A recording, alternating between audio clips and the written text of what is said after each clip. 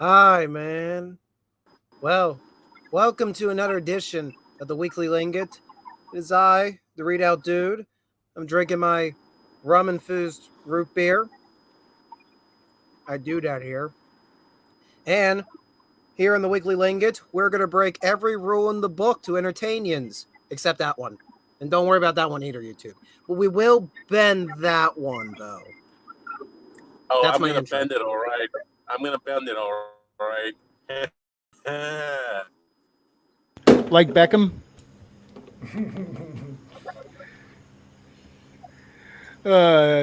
Here with us tonight, obviously, Readout. And then up next is Billy Bob Sack. What's going on, man? Kaplow, kaplow, kaplow. Starfield! Yeah, I guess there's a lot of Starfield, talk all right. about that, but I haven't picked up on what it is just because I've been so More on engrossed that in my later. own project. As Stormcrow, discussed. what you been working on? Well, I've been tearing apart my floor at my house and remodeling it. You know, Mhm. and it's just been working, school, working, school, working, school. That's my life now. I kind of understand that part because I just got the roof redone. Now, one of the things is they got to pull all the old shingles off. Well, I didn't realize how bad it was, and half that shingle dust kind of fell down through all the cracks into the room, and everything was coated in a layer of black powder in here. I actually cleaned up this corner of the studio just to do the show tonight. John A. Douglas has hopped in the chat. He says, "Boom shakalaka." What's up, John? Also on the panel, we got Raven Nevermore. Raven, what's going on? Hey, Hey, goes the move? slow. But this week we had an interesting kid Hi, Daddy. not complying. Oh yeah, we can discuss that shortly. All right. First of all, let's go through the other half of the show, which is the people in chat. First up, Readout Double Dipping. What's up, man? John A. Douglas. I called out that boom shakalaka because it's so fun to say. Cross Comics. Hi, all. Hey, how's it going, Cross? Good to see you in here tonight. And Royce from A Drink with Crazy. Good evening, everyone. Can't stay long. Got to keep reading. Yep, got to keep reading. But before you get back to reading, let me just ask you one question. I know you don't see this one coming, but what are you drinking? He's drinking the blood of his enemies, sir, like a good Irishman. I thought good Irishmen weren't cannibalistic, but okay. That's not cannibalistic, No, that's vampiric. I consider vampirism to be a form of cannibalism, but again, it comes back to the pre-show discussion of how do you define things. True. He defines things as Coors Light. That's a good choice. Thank you for your business. You mix the Coors Light with the blood. That way it tastes sweeter, man. Come on. You're not being a good Irishman, dude. Damn. Thinking of all the, I mean, that's a lot of yeast rising. It is very carb heavy, and then you mix that with blood. You're asking for diabetes, man. Cross Comics is just trying to hang in there with my mom. Oh, Cross, I'm so sorry, man. My condolences. Oh, thoughts and prayers. That's thoughts and prayers. That's right.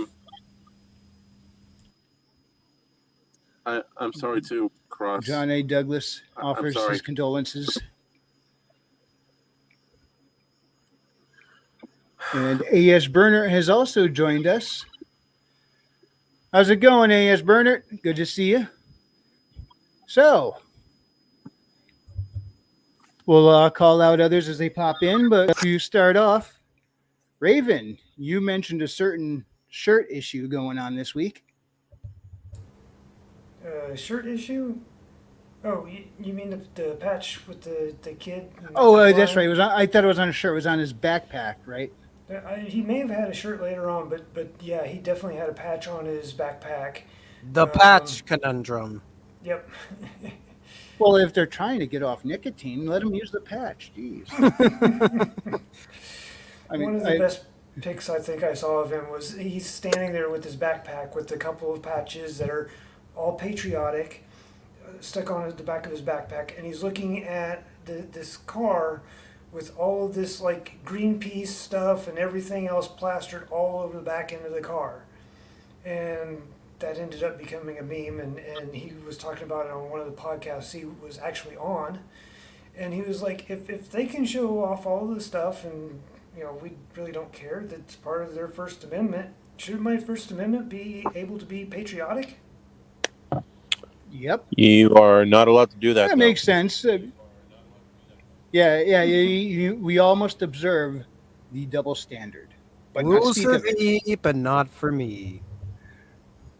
That's why we all just turn into a bunch of Eric Cartmans going, "Screw you! I do what I want." Well, Yes, sir. when that's the problem when the rules are not being applied evenly, people become very disenfranchised and turn into dicks. Understandably so sometimes. See. And do not fret. Last Thursday on my stream, we used all the Let's scientific experimentation we could use to determine the Gadsden flag is not racist. hold on. They're trying to say the Gadsden flag is racist. Well, they were trying to say it's about slavery, and this is where the whole argument began. The Yeah. mother and the student are rebuffed and said, no, it's relating to the revolution. To be technical, it was a naval ensign used at the very start of the revolution. It's unofficially the first naval ensign of the United States Navy. Yep. Oh, no kidding. So they kept, the teacher kept connecting, but slavery, but slavery, Yeah. but slavery. And that was basically the whole video. And I can bring up many different groups that have used the Gadsden flag. I don't agree with their use all the time. I'm not a big fan of people taking historical iconography and warping its intention. But the bare bones Gadsden flag, it's not about slavery. It's the American Revolution. Yep. And I know some American people are probably sick independence. of me saying this, but every so often I got to bring it up. I can't stand that word racism. There's not a second race on the planet to be racist against. Ethnist, yes. Racist, no.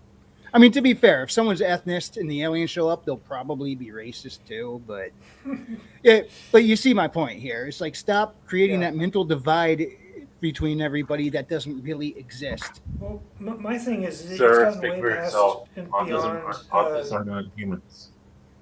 The boy Yeah, who we can cried discuss wolf. that later. Go ahead, Raven. It's beyond the boy who cried wolf. He called wolf, and all the villagers came out to see what he was complaining about, and oh, there was no wolf. So they go back, and after a certain point, it's just gotten to the point where they've cried racism so many times. It's like, yeah, so nobody's bothering to come out and see what's going on anymore. You know, when I used to work at a casino in security, and they put me bouncing in the nightclub for a while. And one of the nights they put me in was Latin night. So there's me, I'm Castilian. My partner, she's Puerto Rican. We had to kick a dude out because he tried to sneak in his underage brother.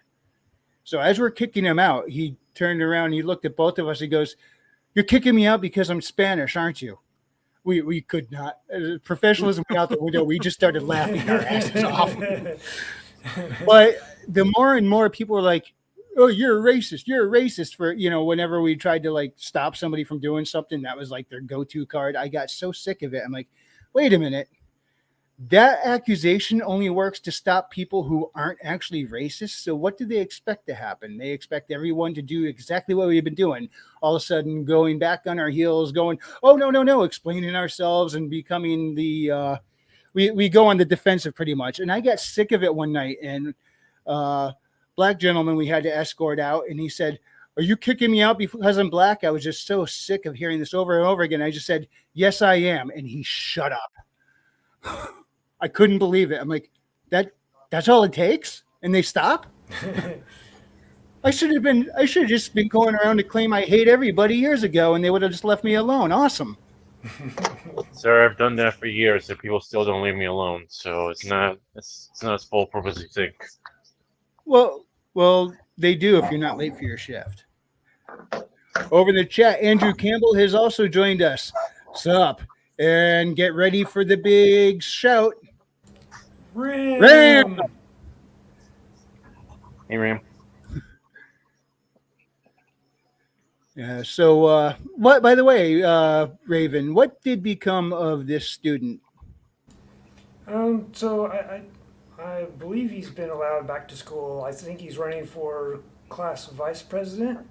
But he's been on a bunch of podcasts this past week. I believe he was on the Benny Johnson show and Michael Knowles. I think there was another one that I saw him on, but I don't remember offhand. But they were just asking him, questions about stuff, and it was interesting because he was much more knowledgeable about history than his. I guess this lady was the vice president, I'm sorry, the vice principal, and she just had no clue about anything. That's not surprising. Well, she's an administrator, and when you're sitting there dealing with administration, I'm not trying to make excuses for the school system, but trying to put myself in a principal's shoes. If I'm dealing with the administration, everything that's going on, I'm probably going to start to forget textbook knowledge that I don't use on a daily basis. Granted, in that line of work, she should probably make a little more of a point to keep up on that, but I could see how a student with that as an area of interest would know more than a member of the faculty. Yeah, but once I think Friedel can attest to that. You probably knew. knew more about about history in some respects than your teachers in some cases.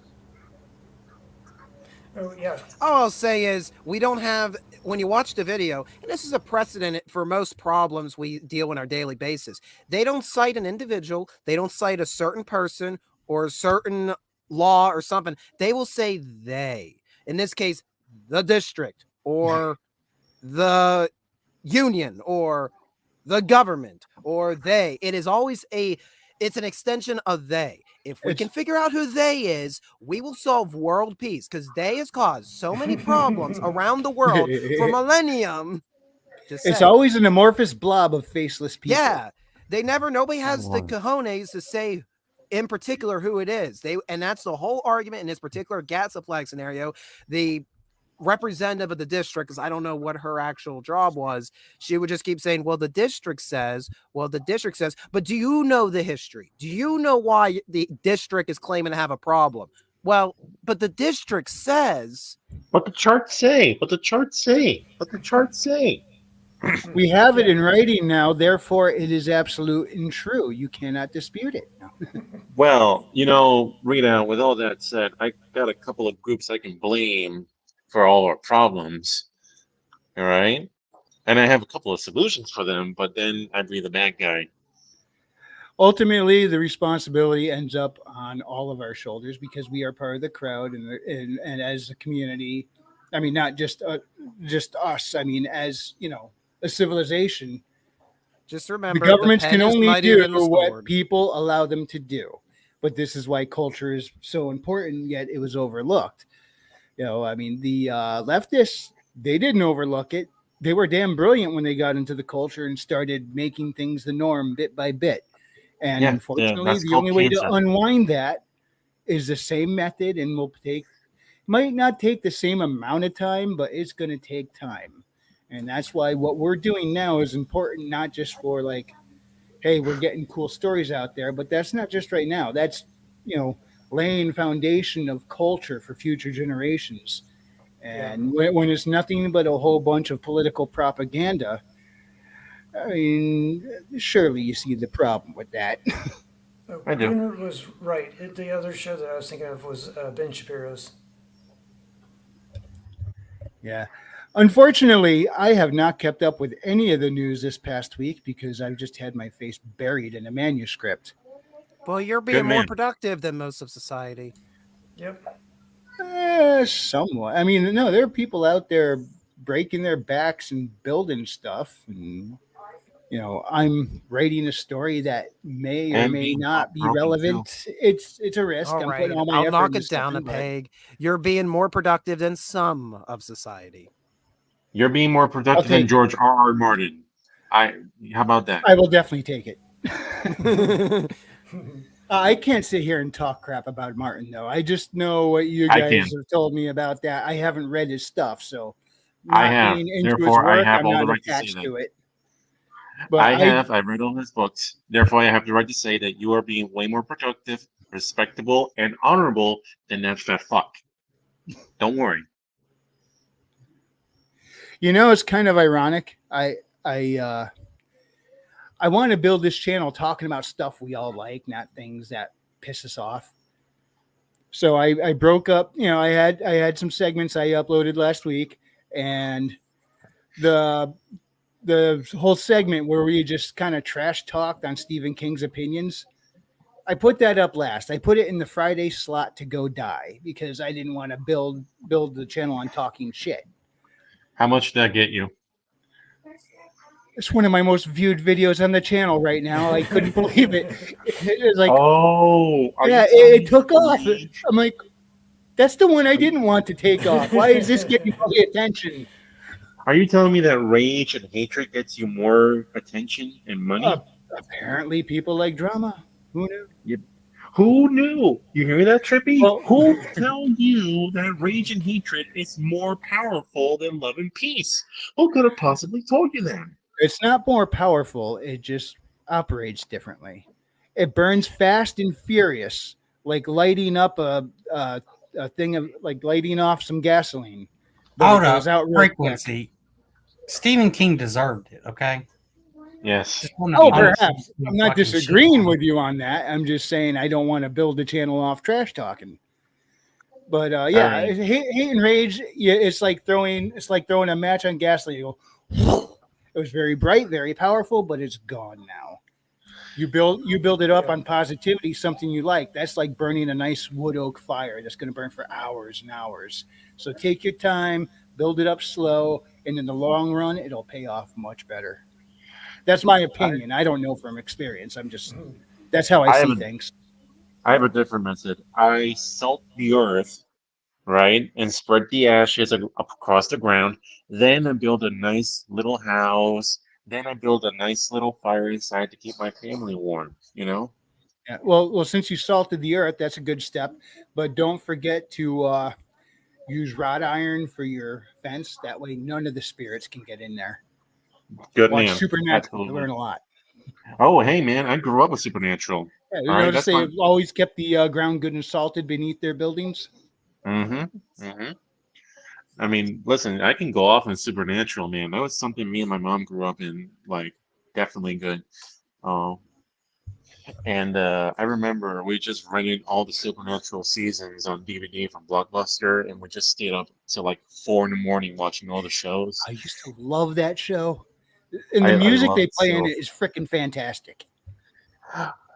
My wayward son, don't be thinking it's too late.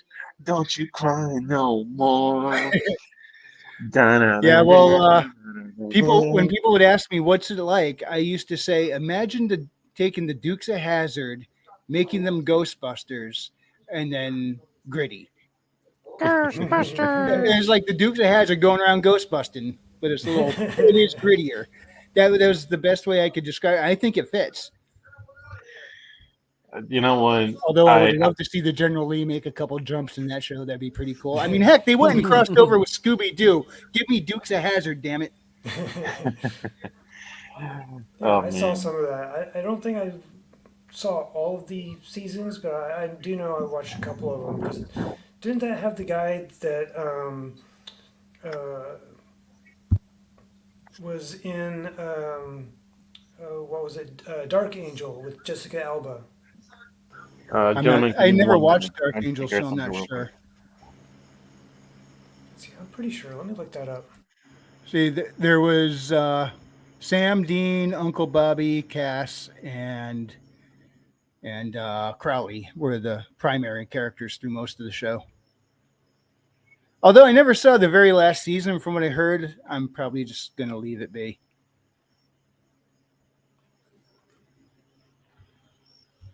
Because I guess they turned Chuck into the bad guy, which is why does Hollywood always want to do that? Jensen Ackles. Jensen Ackles played Dean. Yes, he was in Dark Angel as Oh, I didn't know her that. brother. Yeah, I thought I that was thought it part was of the reason cool. why. That's part of the reason why I watched the show. I was like, oh, I know that guy. He was in the old TV show way back when. Yeah. I thought it was pretty cool though when they did the multiverse episode and they hopped into another reality where their whole world was just a TV show being filmed on a Hollywood set. And then that's the universe where they like killed half the people off. Oof. Like they including uh, including Singer, the freaking director. The director starred in it was in not starred, but was in that episode as himself and got killed before they went back to their reality.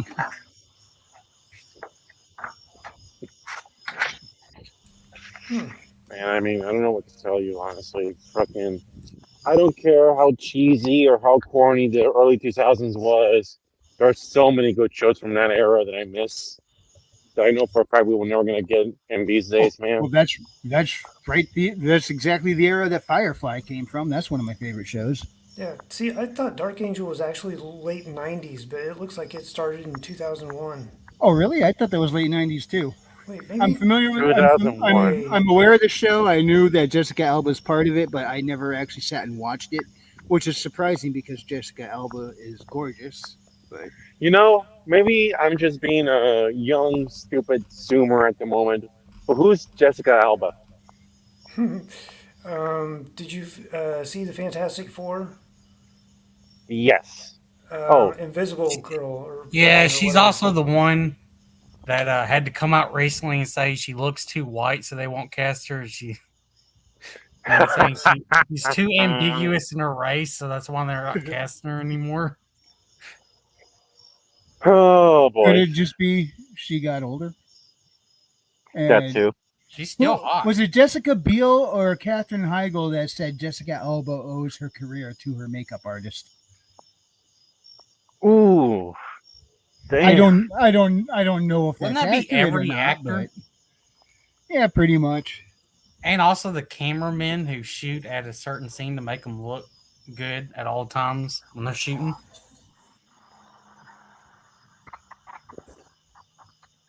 You know, Yeah. that's something I really want to know. Like, why do they have to like make them up all the time? Like, if you're naturally good looking, why would you want to tarnish that with like makeup and shit?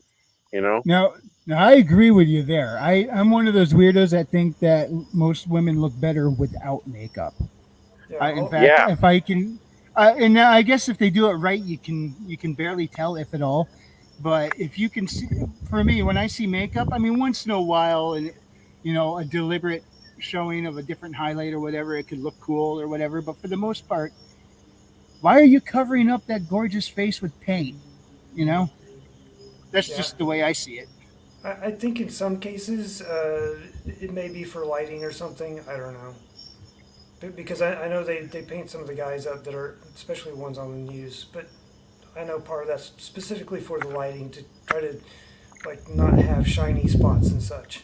Oh yeah, but I mean, in general, general everyday life, I think women in most cases will look better without it. To my Yeah, senses anyway. I mean, I will give them credit; they're taking effort to try and present themselves in the best possible fashion. But to my senses, that's just too much. Me, I don't need makeup. I just put on some cologne, some sweet ass deodorant, and I just walk into a room and I'm already turning heads, man. I don't need no makeup. I, I just I just do a quick make sure I wore deodorant. I yeah, might brush my hair. I don't know. Depends on my mood. yeah. You know Cross what? comics. That's a good question for all y'all. What's like the hottest you guys have ever been in your lives?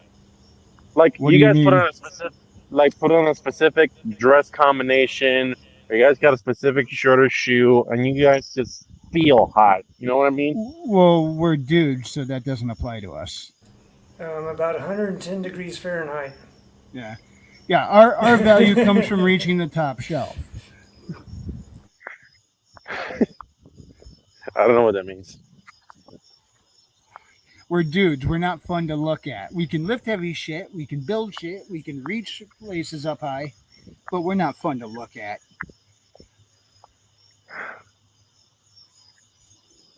Women can increase their social value by tweaking their looks and presenting themselves in the best light. Us dudes, we got to do something awesome to matter. You're right. Then I guess I have to blow up Disney Castle then. That way it'll be awesome. Blow off what? The Disney Castle in Minecraft. There, I said it. Are we safe now? Oh, up. I thought you said off. Blow off, like not show up or something. You know what? That's one way to do it. They'll get everybody to just blow it off. Like we ain't going there, and that'll take care of it. No, He's blow gone. it up. Blow it up. Okay, It's in gone. Minecraft. Yeah, well, I'm not going to suggest that because since I don't work in demolitions, I don't know a safe and effective way to do this efficiently. Plus, I don't own the property, so not my And problem. I portray Union soldiers, and the last time Union soldiers tried to blow up something, it didn't end too well for them. Yeah. Hey, you know what? This is something I wanted to ask you. So to pass the time today, I rewatched the leasing video that Razorface made. Yeah. How accurate was it, right out? I gotta be honest, it's been a little while since I watched it the day it came out. And well, I have a few grievances with it. It's more in the latter half of the video. I don't disagree with the information Razor Fist displays is accurate, but I think some of his conclusions, they're not how I would have interpreted them. Welcome to the chat, Mr. Mind Flayer. Hey, there's my boy. Yeah, Oh, yeah, he's he's my here. boy. He He's backing you up a little bit too. Fist on your channel, Readout. Y'all can have a good discussion about this. Yeah, well, he'll probably cream me. He has more time reading that than I ever had. Yeah, but he'll give you time to prepare. You can actually research, freshen yourself up. Yeah. You know, it's funny that my boy shows up here because he wrote a Substack article about what we're doing. He specifically called me friend in that article. What? That's sweet, man. He called me friend. I think he's referring to Mind Flayer. Okay. Yeah. God damn. Mind Flayer, you said too I'm many not- kind I'm things. not You're killing smoking Crow. Listen, you're killing him. Yeah, actually. Oh, sorry. Here Yeah, lies right there, Crow's dude. hopes and dreams. Yeah. By the way, I forgot to say Happy Labor Day, everybody. It's a Labor Memorial. Yeah, happy Labor Day. I hate that. Man. I'm constantly. Happy birthday, Like- somebody. The one I'm not sweating in hot wool in for. Yay. Yeah. All right. Educate me here. Like, does Labor Day really matter? I'm still working here, so Thanks, I don't know. Trippy. You have a good one, man. Yeah, From same what I Trippy. remember, Labor Day was designed in like the late 19th century as a union holiday for when they were starting to make the unions. And then the federal government aped it to give federal employees another day off. Yeah, it was. I think it was. Hold up. To give to get themselves a day off. Exactly. Well, they were like, vote for us. We'll give you an extra day off. You know. Well, I took this day off and worked on stuff all day. So. Well, there you go. Oh, if too Not bad me, I don't though. have more battery in this thing, I would just keep this outside to keep those crickets going all night. Are you implying something? What, the ambiance there, all the crickets when I'm outside? Well, crickets usually mean something else in the entertainment field. Oh no, it's just for the background ambiance when I'm out there and the crickets are coming over. There are times I would often sit here and go, should I mute it or keep it going? It sounds kind of cool, but it could get annoying. I don't know. Man, I prefer cicadas. You know what cicadas are? No. It's the standard form anime ambient sound instead of crickets. Readout knows. He saw Evangelion. He knows what I'm talking about. Cicadas? Wah, wah, wah. Yep, Yeah, yep, Hail, that Iron one. Age Wah, Media. wah, wah. Hey, I'm not even. boy. Hello. I'm not even joking. We actually had one of those things or something similar to it in the house before we went on air. I found it was like up behind one of the lights we have in the kitchen. It was so loud. It's a tiny Oh, little thing. I left it back yeah. outside. It's harmless, but it was so loud. Hey, I bet man. are. That just means you're about to star on your own Evangelion episode, dude. Be proud. Be happy. Yes, where I'm You stuck know? in an elevator for half the episode because the animators don't have time to make movement. That A was good a fake deep and holiday. important moment for the characters, sir. How dare you imply that they were being cheap? Huh? How dare you? What a Don't you cool. know that Hideaki is a genius in everything he did? Eh, Don't you a at me, man. madman. What a He, cool no, insignia Iron Age Media has for his He really does. avatar there. It makes for a wonderful. He should make Yeah. dice for this. I think. I think Yeah, he should make some dice for right? this. Yeah. I need a percentile die from the Iron Age, please. Those are kind of important for When's me. when's the weekly Winged Beach episode? We're a little past that this year. Maybe next year. Yeah, maybe I could get a long extension cord, go out and sit, and we could have the waves, just the ambience of the waves sounding over the show the whole time. And the waves just And crashing on my. then all of a sudden you see me drop off of here, kind of fuzz out and drop off, and they're like, "Up, he dropped the laptop in the water." Nah, man. We had the beach episode. They see Yeah, me with the Okay, now waves that crashing my episode. body. if we could You get a hot know. tub. Yeah, but I mean, listen, the water like dripping off my hot body. I'm wearing like a black swim trunks. Like. Billy Bob Sack had an awesome response earlier that would fit this scenario perfectly. What was it you said earlier?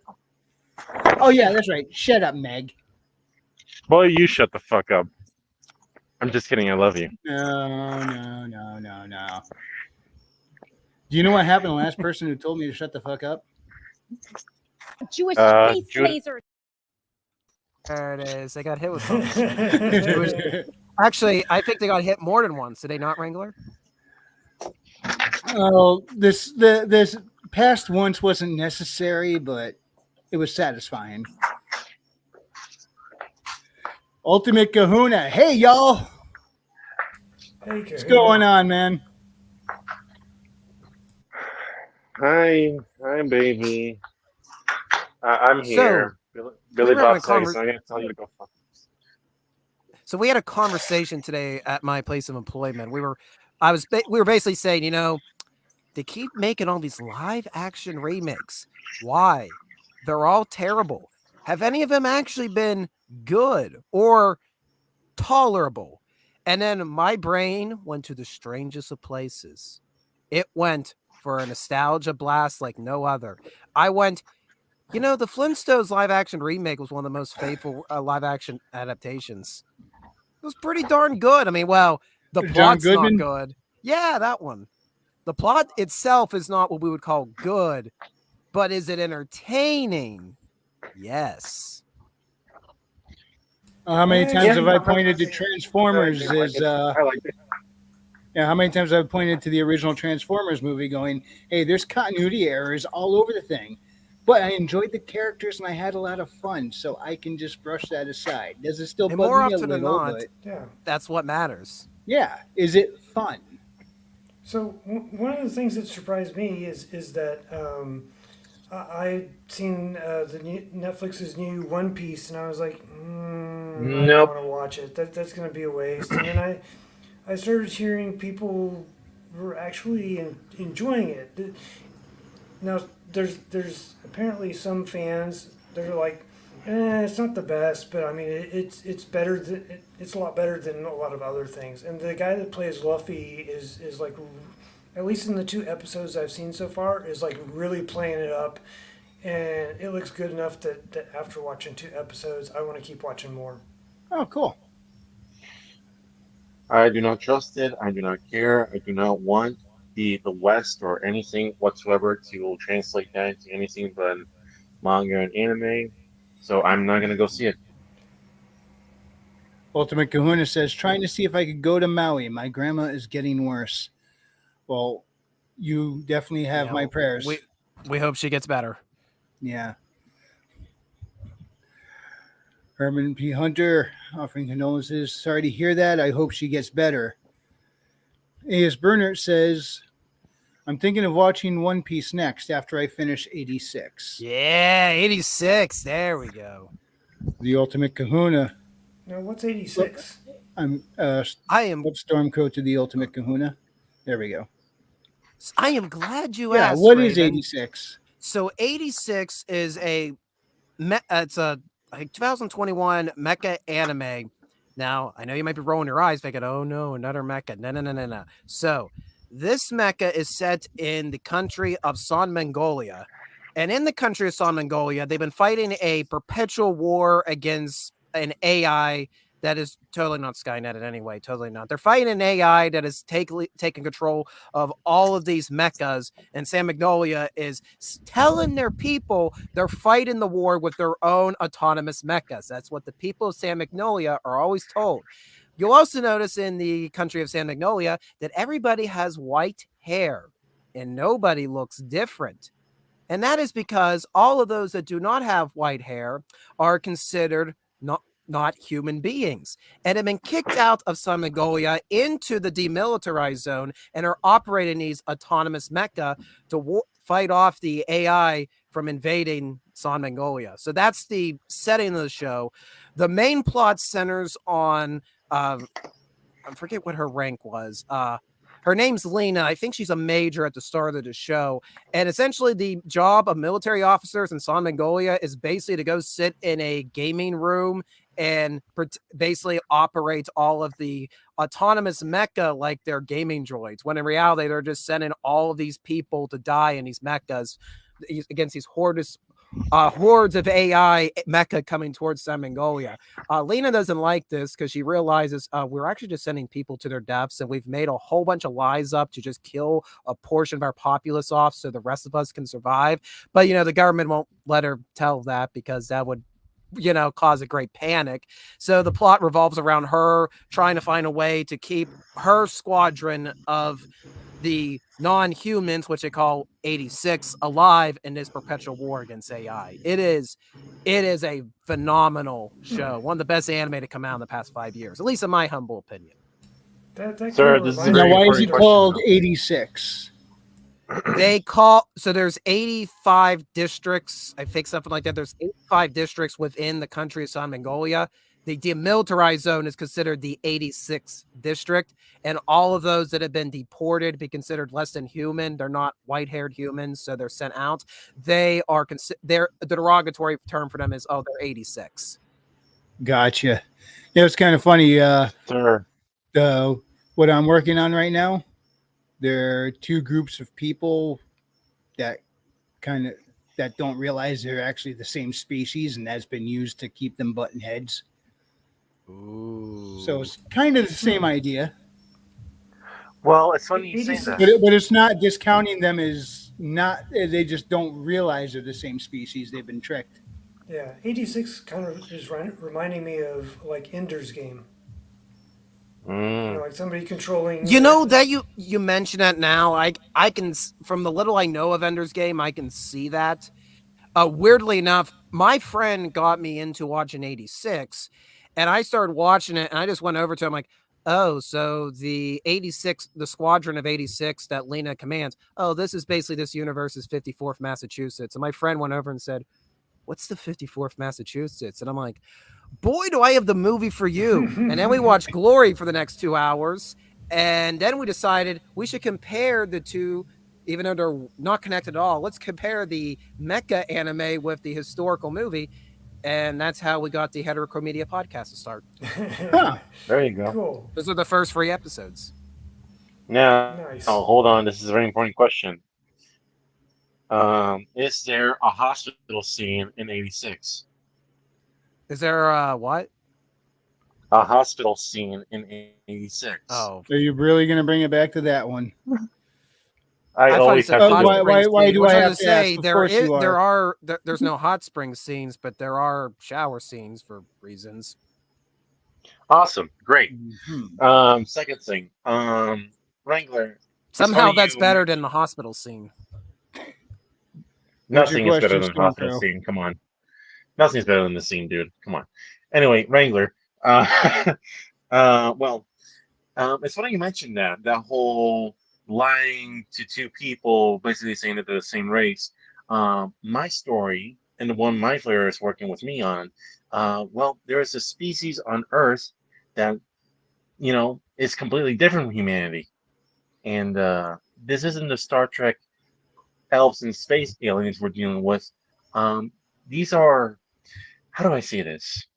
This is the alien species that you are more than happy to wipe out to get the good ending in any video game Ah, because yeah, we don't like to play by Star Trek's rules because Star Trek is gay. I will disagree with you on that, but you can think what you want. If it doesn't land for you, it doesn't land for you. It's not my fault. DS9 is Nobody's the only perfect. Star Trek It's not I my fault you like. don't recognize Star Trek as awesome. The Was DS9 awesome. is the only good Star Trek there is.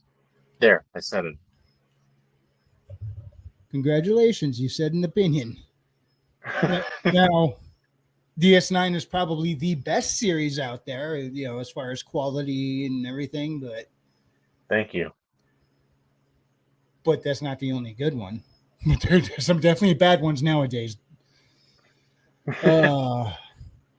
Yet somehow I'm pretty sure I'm going to get ripped apart for this one. The Strange New Worlds Lower Decks crossover episode, I actually really liked.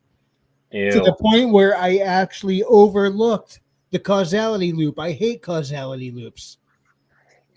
But it was fun. I Wrangler. had fun with it. So Wrangler. Come on. You tell where are we me. going?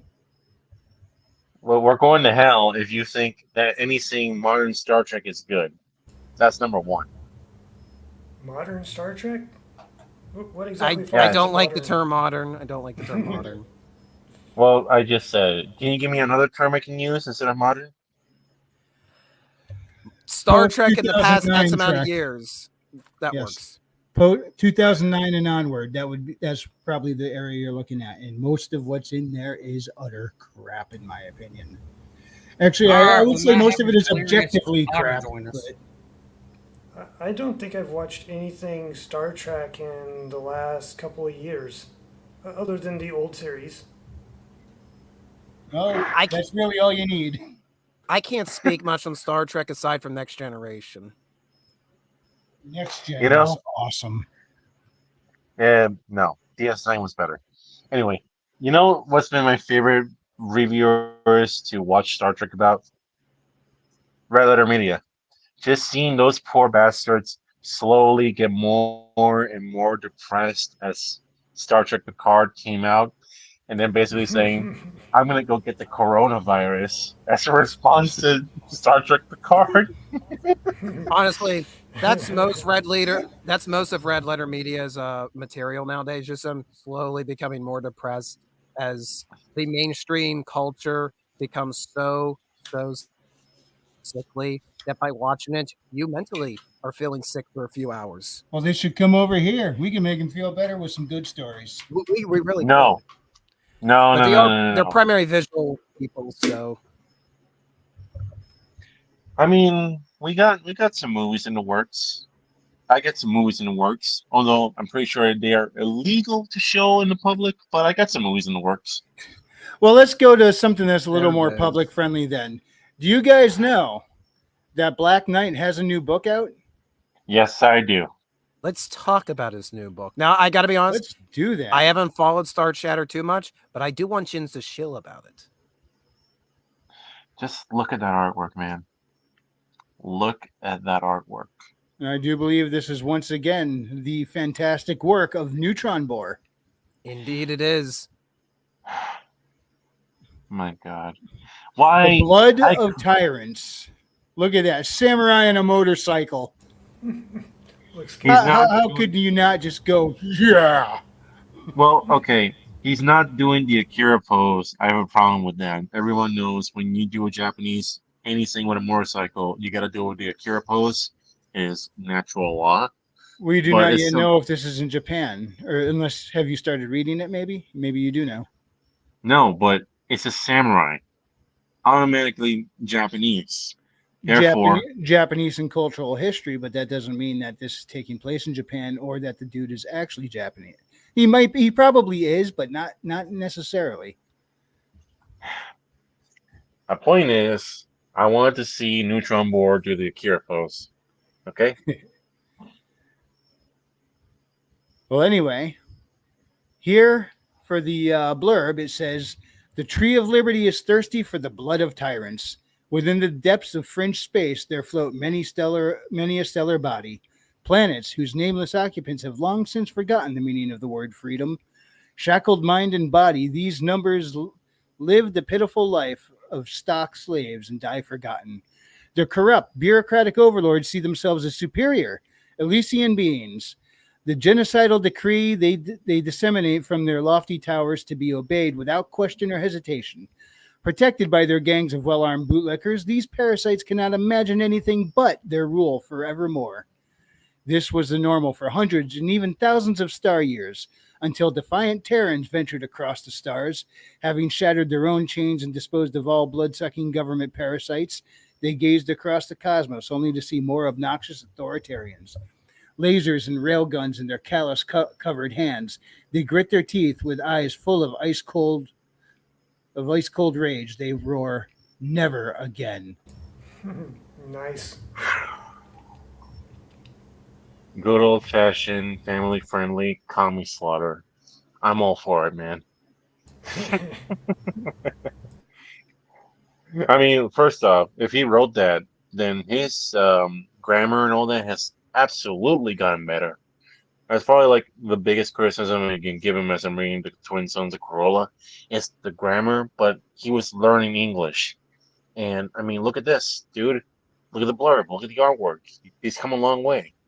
Like, Black Knight is a treasure that we all have to keep guarded and safe. Okay? He really is. Hey guys, give me a minute. I gotta back off and hop back on. My screen went all funky again. I'll be right back. Okay. Oh, good. He's gone. Oh, let's talk. Let's talk the shit. Let's talk about the fact that Ass broke the internet with the Starfield video. Yes, I heard that. It was I beautiful. Let's see. Kendall actually talked about it, and from what he was saying, it was absolutely glorious and hilarious. It was. I mean, the big thing for me, right, is the people that are complaining about ass are the same people that are like, you can't do this, you can't do that, you can't make the characters too white, you can't culturally appropriate, you're a bigot and a racist, and you should be fired, and you should kill yourselves. I'm like, okay, so basically you're pissed off because all he's doing is saying, hey, I don't want this in the fucking game I spent money on. Okay? He's not doxing people. He's not telling people to kill themselves or what they did, right? So, yeah, what from my It part just said. usually is the smallest things that finally cause people to break, where they finally can't take shit anymore. That's my one swear word for the night. Yeah. Well, I know how that is. There are times I would go through a day where all this crazy crap is happening. I'm staying calm. Then all of a sudden I go pick up my pen, I drop it on the floor, and I'm like, "What the?" And I just throw a fit. You know, I'm the opposite. That's what I feel happened with Az. So, You know, I'm the opposite. Every day I get in that mood, but then something happens where I just calm down long enough to be here. calm down. Now, Mr. Mindflayer said for the this is in reference, I believe, to what you were speaking about a few minutes ago, Storm. It's space vampires that ingest cerebrospinal fluid. I'll just come out and say it. Would that be similar to the whole adrenochrome concept? The what? I guess not. I'm actually Maybe. surprised you're not familiar with that. What? Adrenochrome Where's is that from? I'm supposedly some familiar kind of with it. brain spinal thing that acts as a drug, could keep you young, but it'll give you kuru, and if you stop taking it, you really get messed up or something like that. I don't know. I've heard different versions of how that stuff works, Well, and I ain't basically, interested. It sounds gross. the whole concept behind what we call the Necronites is very simple. We wanted to have space vampires, specifically inspired by Elfenlied, right? Because Royce was being a bitch and he didn't review Elfenlied. We got pissed off about that, so we just made the Necronites. So yeah, Look, I'm not touching Elfin Lead, so I'm not going to blame Royce on that one. well, I am. It's the greatest anime ever, all right? With the greatest pink-haired heroine ever, okay? With the greatest love story ever. And anyone that disagrees with that just does not have the stones for great anime, okay? It has the best theme song I've ever heard in my life. It's a theme song I'm going to put for my wedding, sir. Okay? I'm Holy- sorry, Snow. You had to walk in on us talking about Elfin Lead. No, It's that's good. Good all evening, right. RH Snow. Welcome. I am totally down with the adrenochrome thing. I am ready to talk about that one. My book, Babe's Blood, was literally named to try to draw in the adrenochrome conspiracy people because I love that theory. I think it's real. It actually is real. They came out and said they were using blood. Yes, it's real. So, I thought there was actually. I didn't think that the reality of that being used was in question. Just no, it's not. just how often, to what extent. They named it something else. They came out and it actually had a legitimate. I mean, it was on MSN talking about the. Hang on, I got to turn off my radio here. My fire radio came on, and so MSN actually had, I believe, and if I'm not mistaken, an article about billionaires using the blood of youth to try to add the stem cells harvested. And in fact, it was actually used in my book. I actually had, so I once again, predicting the future. It's science fiction, supposed to be science fiction, but it's science fact. And so Hey, that me, actually me shows, and my father are doing the same thing, man. You see, dude, great I minds know. think alike. Great minds think alike. Yes. And so with the adrenochrome thing, using blood for stem cells and going in and paying minors. I mean, we're talking about kids here, people that are under the age of 18 to give their blood so old people can live longer and to do it for only billionaires and things like that. It literally is in the adrenochrome issue. And then you say, what about these extracts and things like that? It is historically in the books. So it's there. And so, you have to address it. It's out there, and for people to say it's a, in quotes, conspiracy theory, do you know where that term comes from? It literally The comes CIA. from the CIA, who used it after the death of JFK to try to discount those who questioned the role of the CIA in his assassination. And once you read the FBI releases that came afterwards, you can point at it and go, boom, it's right there. There it is. They were in on it. So when somebody makes up those terms to discount you, you should say, wait, I must be on the right track, because they only use it when they're trying to get people away from the truth.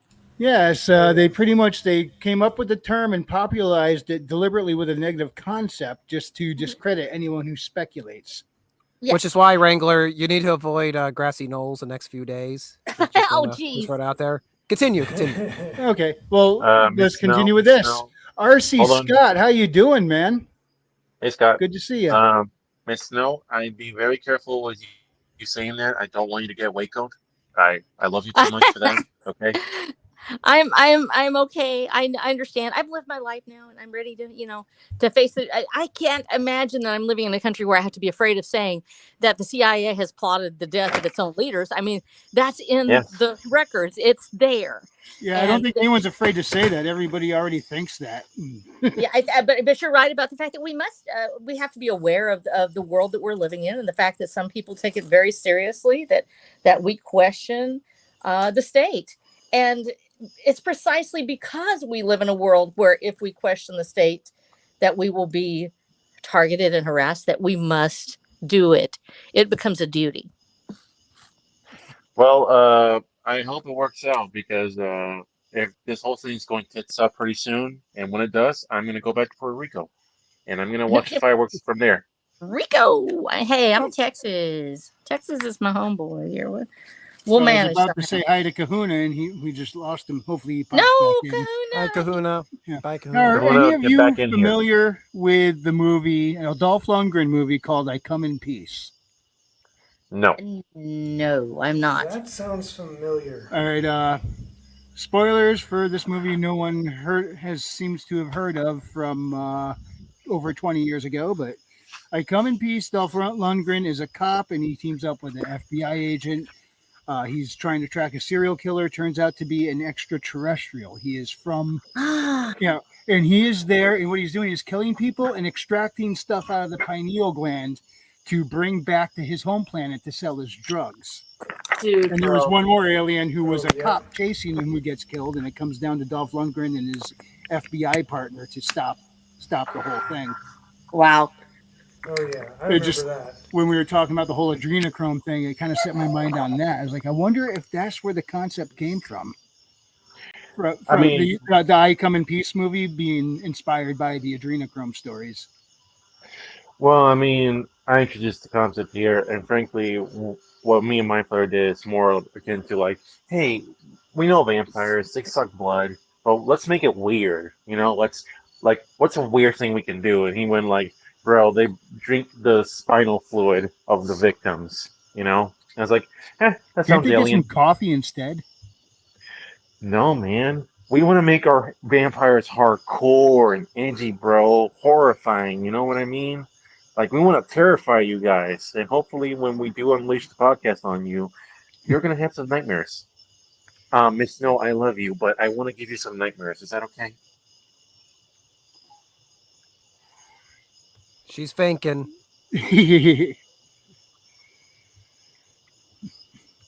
It's family friendly nightmares, okay? There we go. Family friendly nightmares. What are Yeah. family friendly nightmares, Crow? I would like to hear your explanation on this one. Yes, Well, let's come on, baby. all right, awesome. So my version of a family-friendly nightmare is basically a nightmare where I was replaying Manhunt, and for some reason, the final level of Manhunt turned into like the fucking flesh level from Silent Hill 2 when we fought the Axe-Rag Daddy. So I'm in this level, and I'm fighting this pig monster, right? And the walls are just fleshy, and pistons are coming in and out. And yeah, that's a family-friendly nightmare right there. No. You know? That's probably not family, Oh, but Kahuna. Kahuna, how are you? Hey, buddy. I'm regaling these people with my nightmares. Isn't that cool? Problem When with we the can't microphone. hear Stormcrow, you Christian, sometimes we need remind to- me. we need to Go ahead, have Rita. Randy Savage's voice. I was gonna say, whenever we can't hear the Kahuna, we just need Randy Savage's voice over him. Regular, what were you going to say? I blanked out. You said that reminded you of someone. Yeah, but I completely blanked out. I can't It's a- remember. And then the Kahuna morphed into Otter. Ooh. Hey, baby. The ultimate Kahader. I just Hey, entered Otter. this chat. Oh my and all God, of a our sudden gay there's talk about- representation on the stream. Oh my god, we got the full set. We got Otter, Kakona, Miss Snow. This is awesome. And my son is here. now. Got a guy Look, with a my No, gun. son you is can get one here. more. Everybody, We my can son. hear you now. Oh, thank Christ. You're good. Yeah. I figured Oh, I'd have to come in, look have at it not my work, son. reload the page, and then it works. I don't know. Welcome to speaking of that, StreamYards. My son, I'm older than you. I know that's the fucked up Oh, part. shoot. But you know, it's okay, son. but Are you winning? are you winning? wiser Are than you me? winning, That's the Are son? you question. winning, son? Oh my gosh. Hey, That's what a was that? question What I was that, ask Stormcrow? myself all the time. You may be older, but are you wiser than him? 100%. Yeah. Ooh, got called out, Bob. So you shut the fuck up, Meg. How about that? Well, Oh, no. He's been Guys, telling me to we're shut up all day. all friends here. We're all friends except for one guy, but he's not here, so we're good. Shut up, Mike. See? I You can't see, do a good so Peter he's not Griffin. nice. Wait, Listen, what you impression guys can't you take do, over the- Wrangler? I can't really do a good Peter Griffin voice. Listen, you Lois? guys take over the chat for a bit. I gotta take care of something, all right? So I will go quiet, but I will hear you. All right? That's me spreading the nightmares because I love you. That's so special. Thank you. I All love right. you. Talk to you in a bit, Freddy Krueger. Bye. At least let's just here by ourselves. What are we gonna do? Wait. Make more quiet. nightmares There for we when he go. comes back. There we go. No, I So used to be able Kahuna, to how do goes it? not bad, truth be told. It's just a lot of life stuff going on right now, trying to Aw. figure out how to do stuff. My grandma is losing her mind. He doesn't remember where she is half the time, and Aw. just That stuff is like that. rough. And then Very basic ex-wife stuff. Besides that, it's going great. I am so sorry about all that basic ex-wife stuff. Oh, It's all right. you know how it is. They Yeah, I actually do. I know. I believe you. I can tell. Thanks.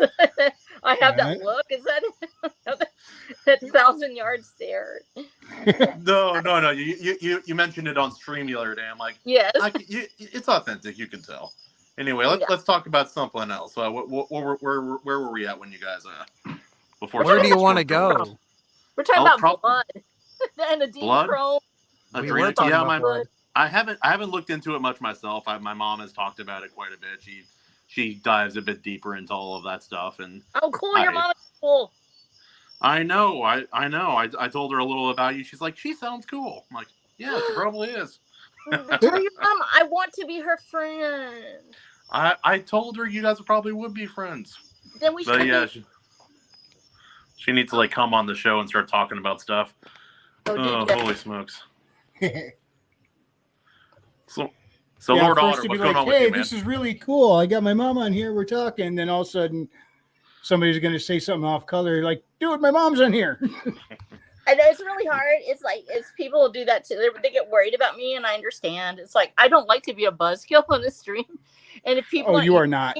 They feel so bad. Sometimes they'll be like, "It's okay," and you're all right. It's all right. But it makes me nervous because I'm like, I don't want people to think I'm a buzzkill. So just do yourself. You just be yourself right now. Just go and do it. I'm so proud of you.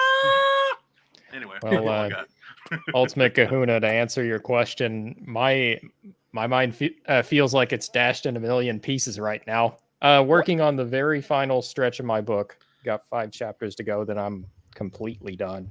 Dude, for real? You're so close, dude. Awesome. Yeah, he's just adding athletic tits everywhere. It's kind of weird. I had to make a few more major rewordings in one chapter, but the rest of it I'm very happy with.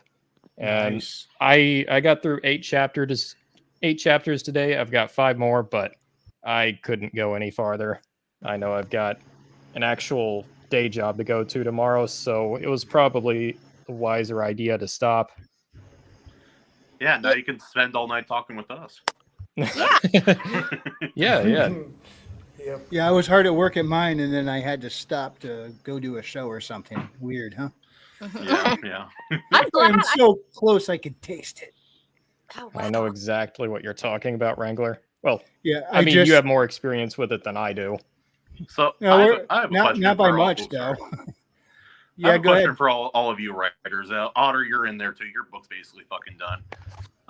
But I've noticed with a lot of the indie and kind of Iron Age books, not all, but a good, maybe I'd say 30 to 40% of them have elements that feel very game inspired, whether it's like video game or TTRPG, and like not just like things in the story itself, but like elements of the storytelling. Like even RH Snow, even in your book, I was noticing, I'm like, now they're gonna go pick through the loot and pick what's good and manage their inventory. There we go. Yeah, there it is. Yeah. Oh, to see, I just got hammered today. I cried so much. It was my first ho-hum review. It was from somebody I love, Gio, and he was like, he's so in love with one of my characters that when she died, he was literally, I think he was hoping I would bring her back, and she doesn't come back. And there's like, the whole thing is sort of based off of going through a dungeon. And so you have inventory and you try to figure out how to carry stuff. And so he's not really into that culture. And so he was like, well, it had a lot of just going from one point A to point B. I'm like, that's the whole adventure. It's like you go. That's Lord of the Rings, Gino.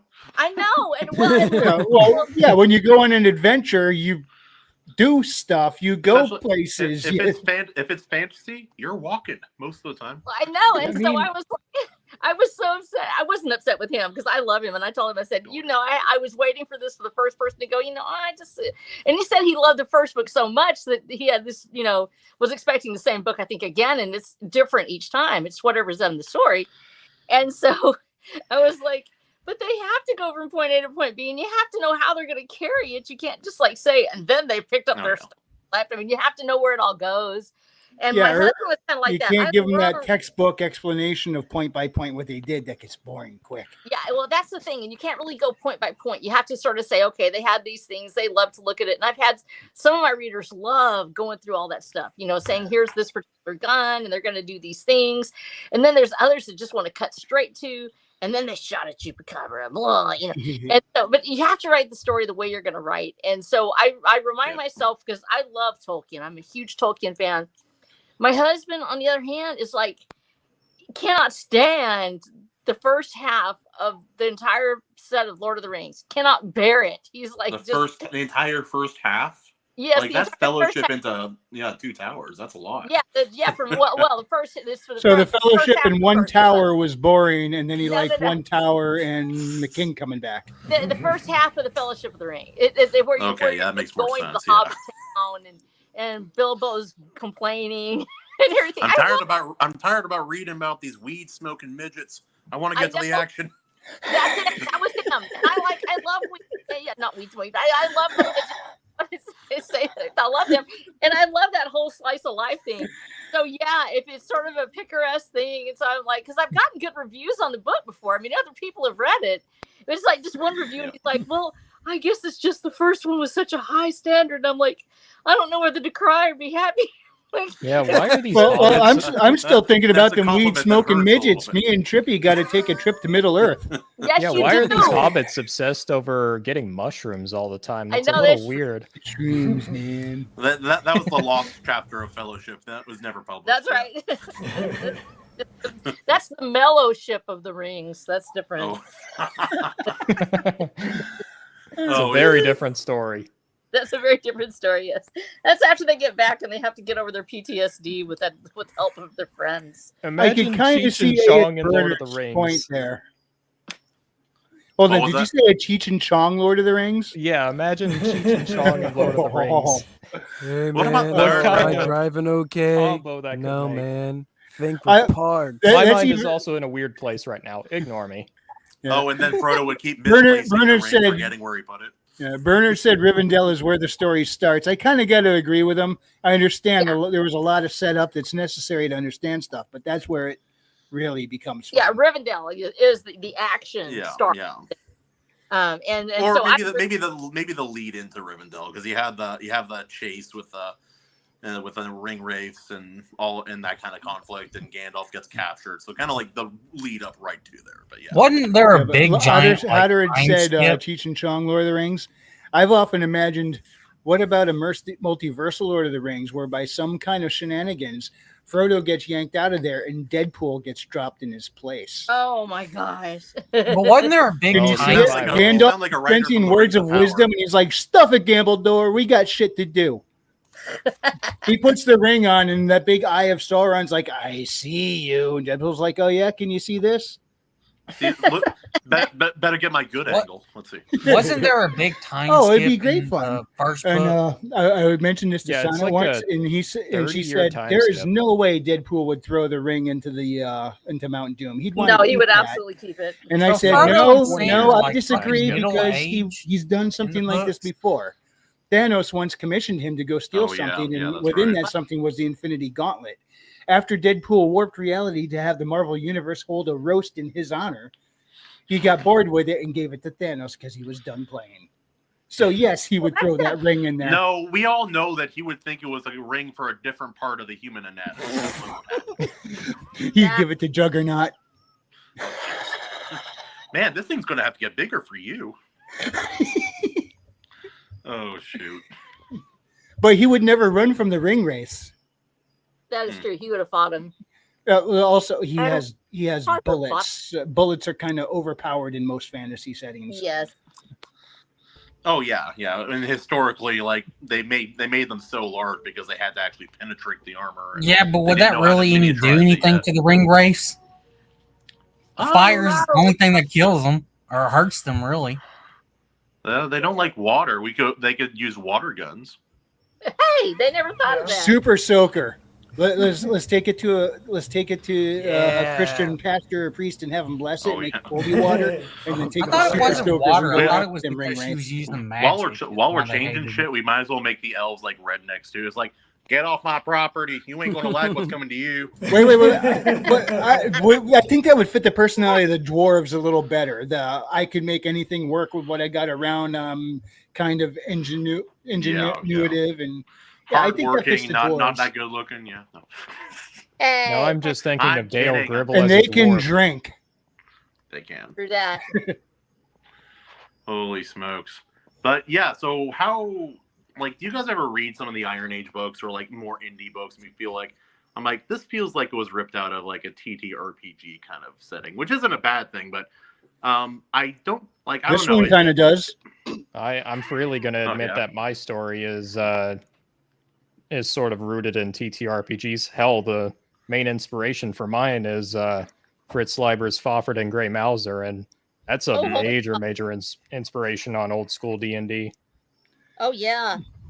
Well, Lord Otter, I assumed with you because you play games like that quite a bit, a lot more than like obviously I haven't played, but yeah, no, you played that quite a bit. I would expect that from you. Like I read part of the Black Crown, John's book, and you could definitely like it's not too heavy, but like I'm reading, I'm like I can definitely feel the like adventure party like dice rolling kindness of in parts of this story. Certain books you feel it more than others. I read a book by I believe it was Joshua Scott Edwards. It was An Ocean of Others. That one, he freely admits it's based off a D&D campaign, and you can feel it while reading. It's still a great book, though. But yeah, no, the for sure. ones The that are more Fiendish- heavily inspired, you can definitely tell it. Well, if you read mine, you're not going to think dice rolling or die rolling. You're going to think button mashing. Work. Potato gun. Well, Yeah, especially the epic fantasy and swords and sorcery, I think it's a lot easier to make those comparisons because even if they're not based off of TTRPGs, TTRPGs take that as an inspiration as well. So that's always it's something kind of, worth keeping it's in this mind. looping thing. It's like one thing inspires one thing, but then that thing goes back to inspire that other thing. It's like it's like the blind warrior trope, how it has traveled through fiction throughout the years. It went into Star Wars, went to something else, then back into Star Wars again, and yeah. Yeah, definitely. Well, due to the but origin yeah, of my I'm gonna, book, you I'm can't gonna help freely it's a admit it. video game. Well, yeah, because it was supposed to be a video game. That's what it was supposed to be before it Yeah. became a book. I guess a lot of people are glad it became a book instead. I still want it to be a video game. Do you know how many times I'm sitting there trying to write out a scene? I'm like, I want to play this. Yeah. Holy smokes.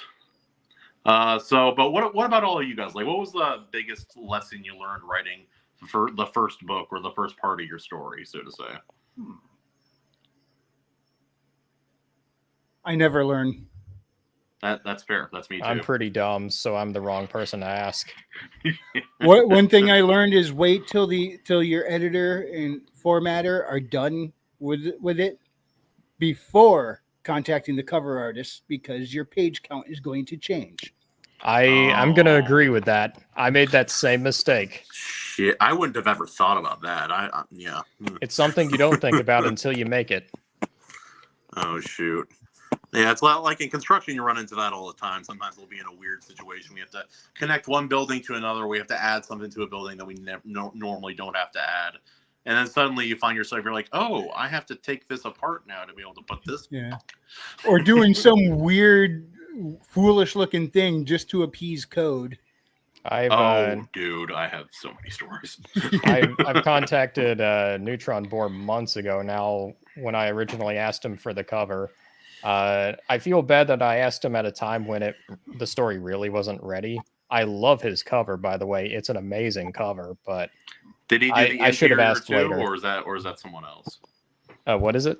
Did he do the interior sketches you kind of showed as well, or is that somebody else? Yeah, he's done most of the interior sketches as well. I have one other artist doing a few of the sketches, but most of it is his artwork.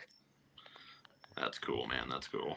I'll tell you what, Because I if saw the ever- sketches. I didn't think that his style would end up looking like that based on most of the work I've seen him do. So yeah, pretty it cool. turns out he's very, very good at grayscale, and grayscale fits that book perfectly.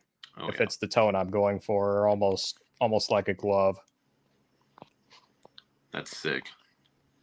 And then Snow, you did all your own illustrations. Is that correct, or did you have anyone else like come in and help here and there?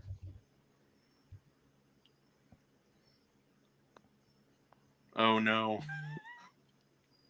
Either she's away from the keyboard or her mute is on.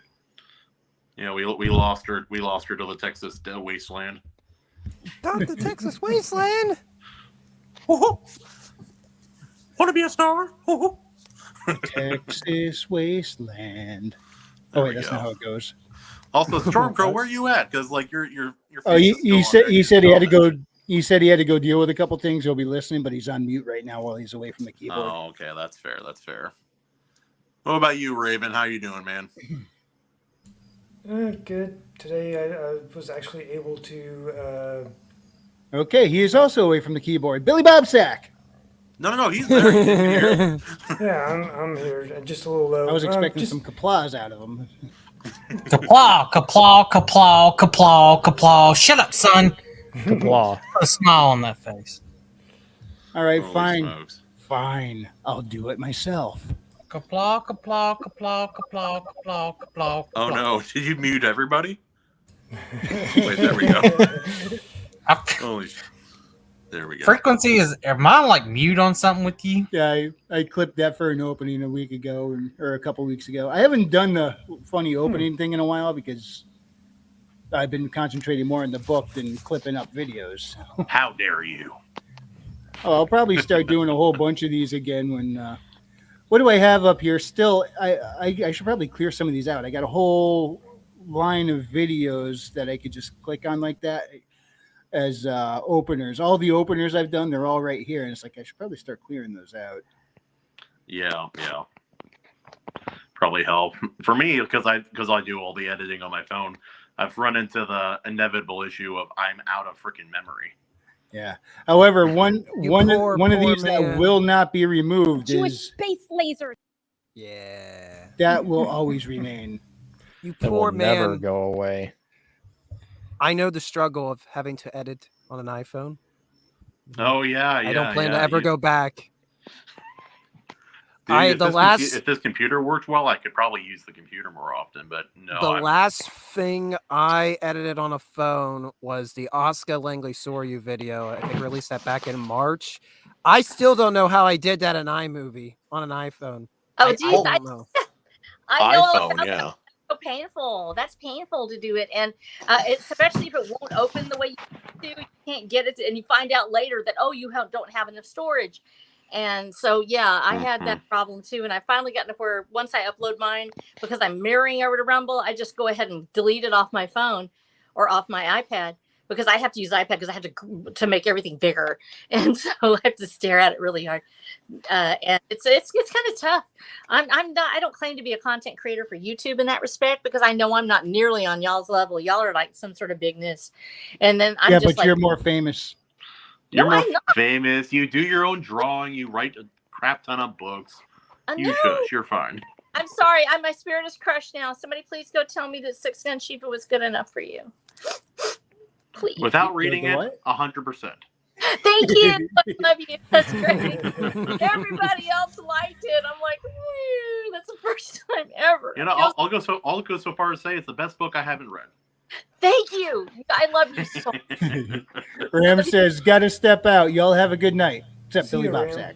Bitch, Ram? I'm gonna fucking Oh. call you. Good night, man. Billy, see you're you like later. a Billy. You're like an angry like little dog, man. It's like fuck, let me. No, I'll go. no, he left because of me. I'm You're sorry. like a fucking Angry little chihuahua Mogwai. with Down syndrome. Ma'am, don't you ever, ma'am, don't say that. Oh, no. I'm back now. I just heard you say that. Don't you ever say that anybody left because of you. No, Ever. I thought They it was leave because I of was- me. oh. Okay? Listen, Stormcrow, I'm sorry that hit so close to home with you. Don't worry, Stormcrow. That people leave when I enter the room too. They can't handle this much man in one frame in one small area. So they got to clear out. Oh my gosh.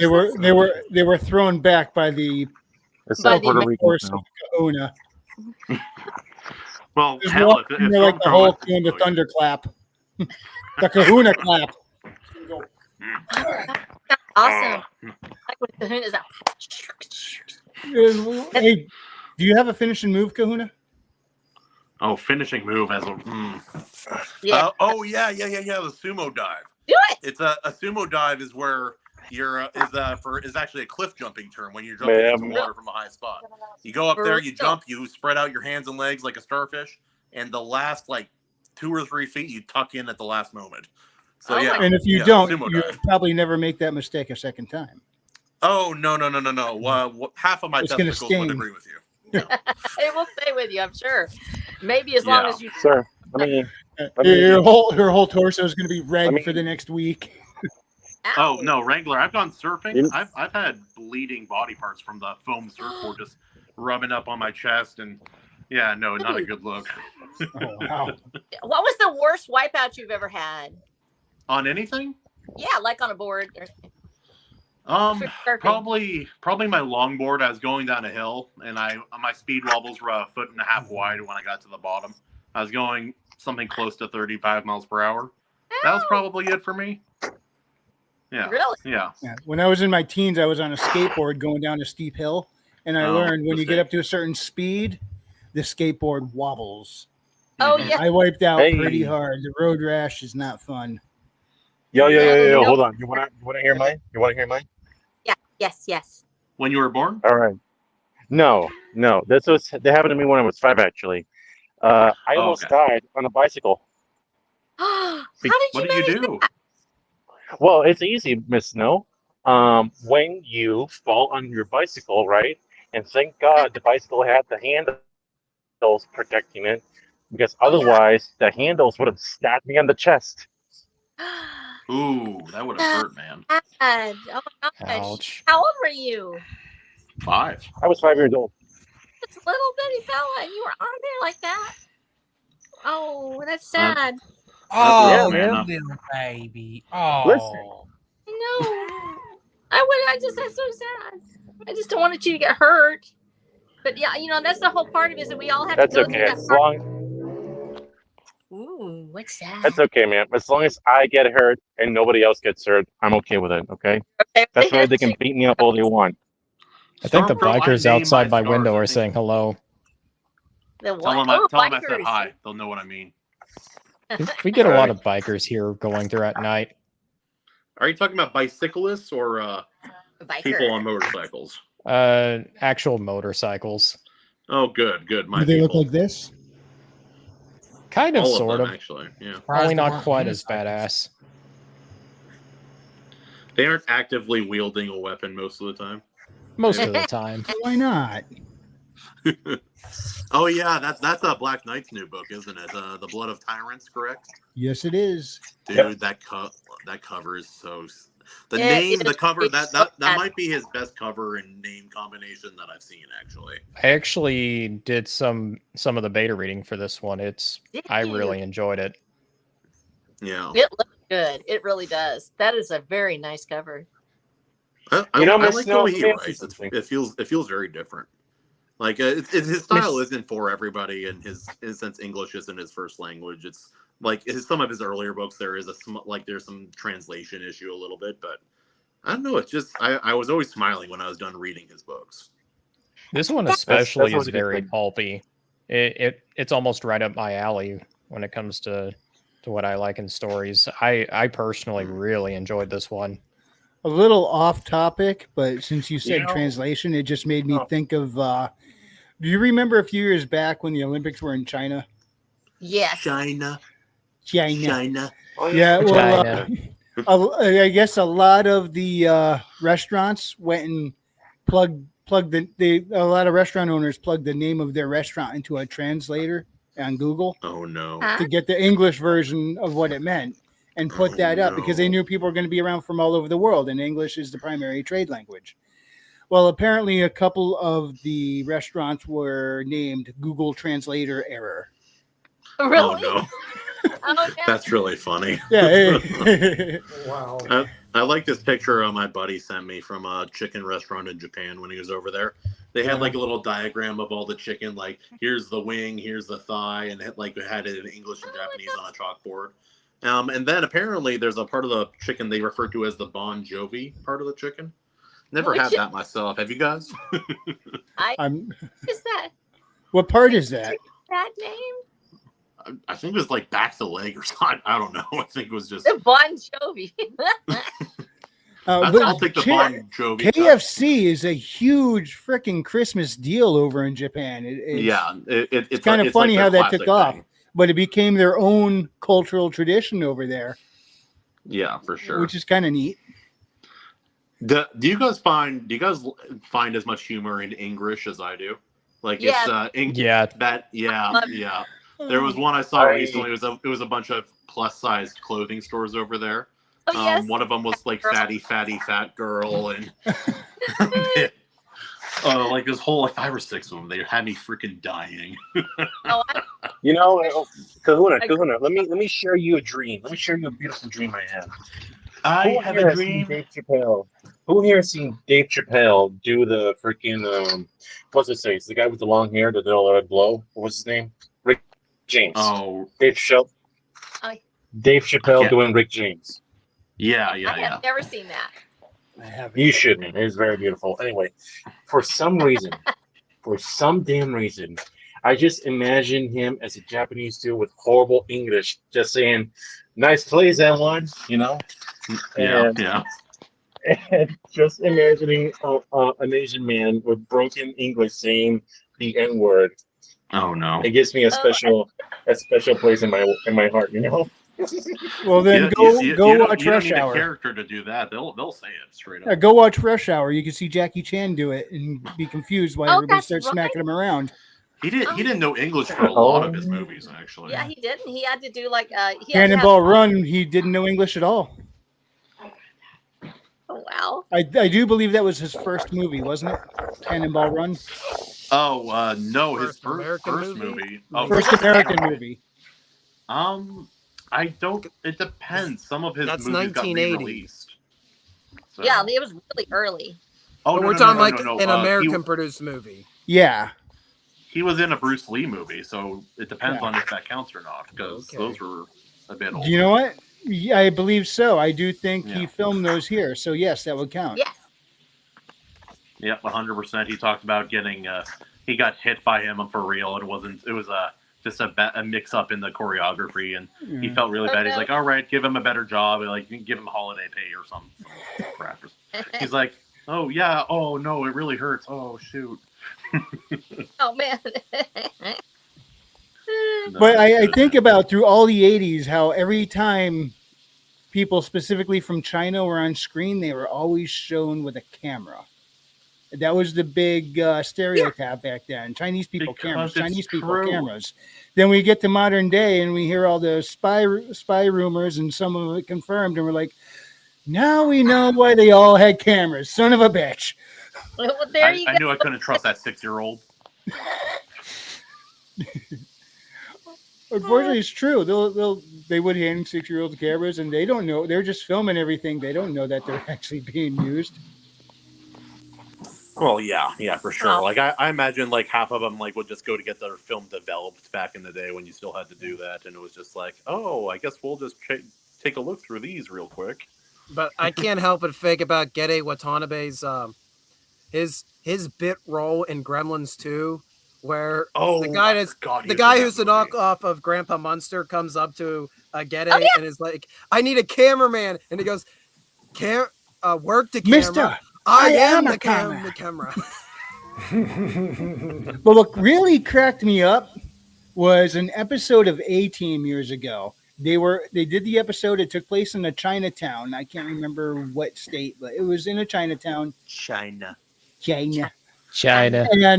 And through the whole episode, they would do car chase scenes through the town, and the music they were playing in the background was the A-Team mixed with the stereotypical Chinese. So you hear I'm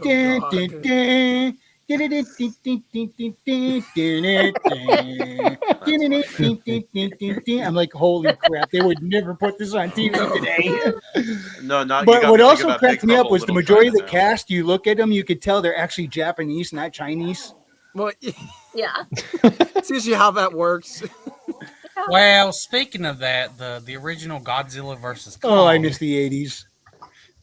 Because the people they had could in look at that- the absurd, laugh at it, and not get offended. They could go, "Yeah, it is what it is, whatever." Now Well, it's like, I miss the That's something cocaine. that was something one of my Chinese friends was actually telling me.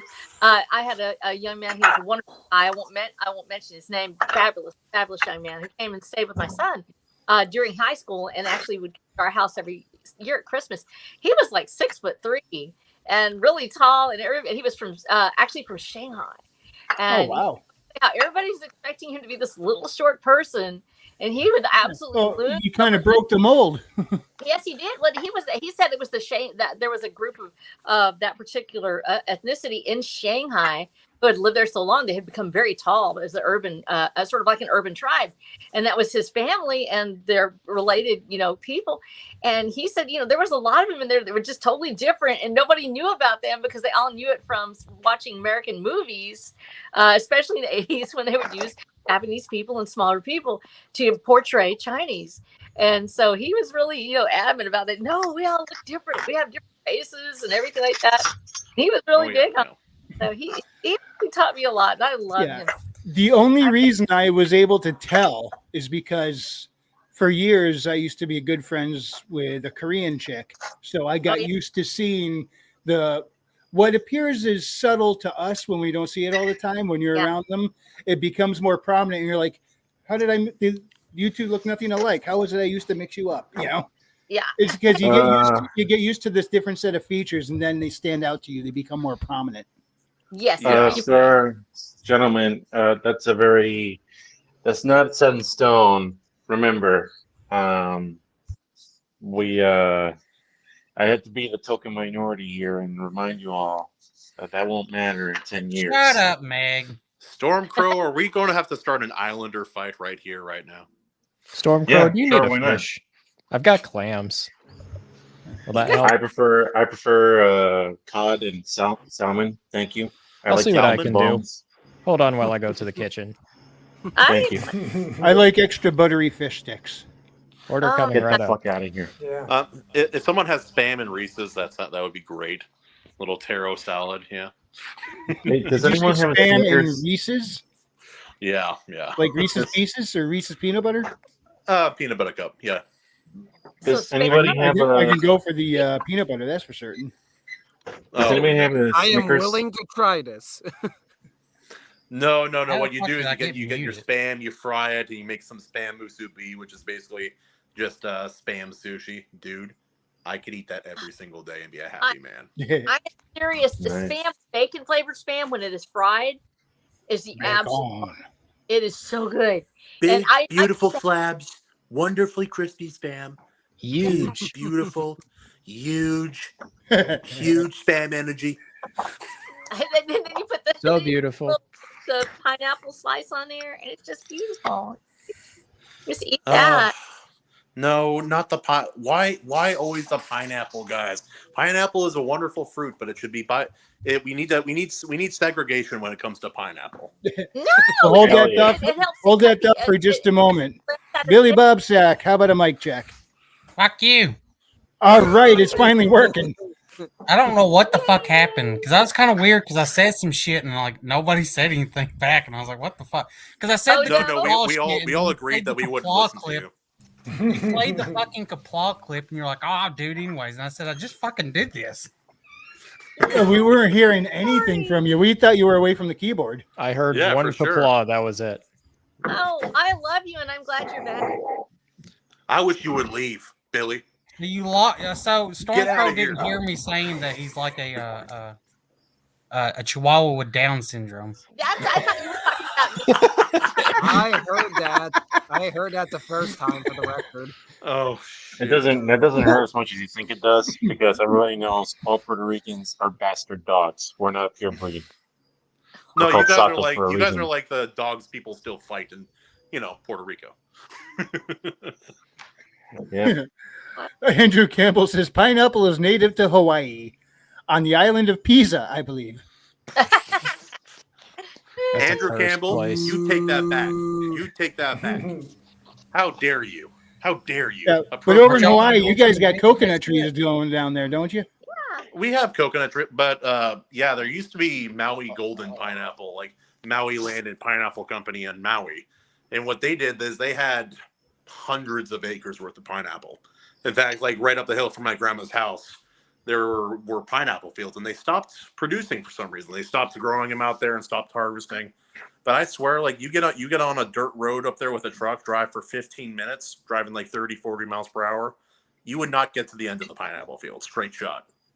Oh, wow. It's like pineapples as far as the eye could see. And like in 80-degree weather, pick one out there right off the ground, cut it open with my pocket knife. Best pineapple you've ever had. Better I than believe anything you've ever had. It's fresh. It's natural. Oh, It's just dude. it's got its most nutrients at that moment as possible. But Frequency. I love coconuts. I wish they could grow here in New England, but that ain't gonna happen. Dude, frequency. So when you were doing like the show you were talking about with the Chinese people, Yeah, have you ever watched the Japanese Godzilla versus Kong? I haven't. I've seen parts of I it. did. I yeah. heard they had two different endings: one for American audiences, one for Japanese, where one King Kong wins, Yeah. the other Godzilla wins. In the version they made for China, the Mongols come in and take over. But just a little. What? The fucking tribal people were literally just Japanese and blackface. Oh, I remember that. Now, technically, Fine. doesn't Mongol Oh, just brother. mean you have epicanthic folds on your eyes? So that could be the majority of people who originate from Asia and those with Down syndrome, right? Look, dude. Everybody I knows thought- I thought- Mongols. I'm not people- trying to. I'm not making it Yeah. funny. I'm serious. I thought that's what it meant. Is you have that? No. epicanthic I think it fold. means. Well, maybe it does mean that also, but I always thought it was just meant Mongolian people from Mongolia. Dude. Well, I mean, no. Mongoloid. Yeah, actually- Mongoloid refers to people with the epicanthic folds here, and Epicanthic fold. See, I in my think No, family, am I we saying actually that have right? Wrangler. Yeah, It's epicanthic. very easy to understand. So what you're Mongols saying is all Mongolians are people with Down syndrome. No. Yes. I now, have- all people with Down syndrome are Mongoloids, but not all Mongoloids have Down syndrome. Yes, exactly right. Yeah. But I And- mean, in fact, technically, in my- we all were That's how we Mongoloid at one brought her. point. We all had those folds, but they tend to unfold in most people before we're born. Well, I had to open up my eyes to see the truth, and here I am today. Anyway, We're, no. Oh we're yeah, I had wondering a- how can I reclose them? Oh yeah.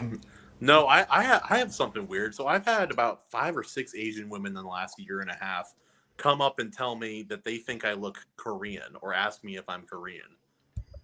What? hold on. Let me before we continue. Didn't say anything. Let's see. You look too manly, man.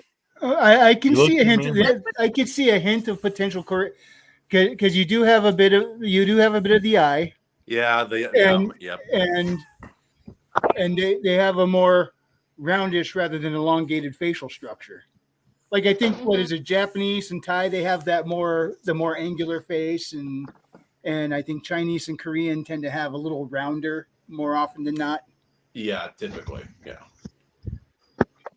I can't see it. He's too manly. Everyone knows Koreans all look like girls. All right. Whoa. Yeah, that's right. I said it. That's what they try to do. They always try to look younger. Therefore, you're not Korean. You look too manly, man, and too Dude, old. if I should, you know, Andrew, I am Italian, at least partially, but I'm freaking everything, dude. So yeah, I got everything. Oh, welcome Yeah, to the apparently I melting got pot. some Arab in me. I got some Spanish in me. I got Oh, what some. are hey Stormfront? What are their names?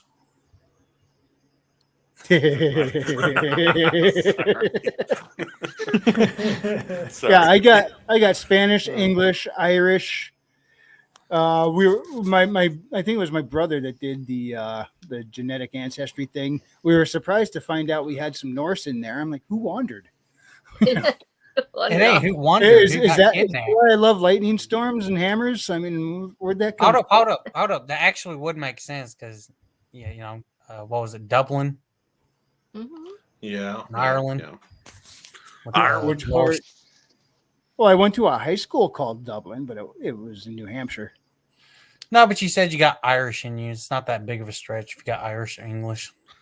Well, Irish Yeah, I and mean, English, a lot of that is over closer to the Mediterranean. I get, it's like we got the Iberian and the Anglo and the Celtic, but I was like, where did the freaking Norse come from? That no Well, idea. that's what I'm saying. If you're Irish and English, it's not that much of a stretch since they literally a lot of them are Nordic peacefully in origin. moved in.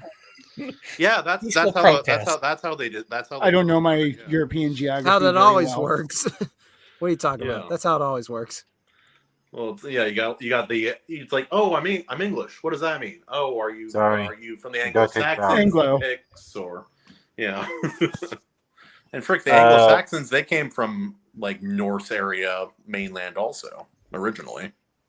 Listen, Kahuna, I got kicked out by the YouTube lords for saying the truth, so I would take it back. You definitely look Korean. You definitely don't. There you go. I'm here for representation. Actually, that's why I'm here. Ranger's like, Yeah, sure. shoot, we don't have any Asian people on here. Damn it. We don't need them anymore, man. It's all about the Latins. Don't you know that?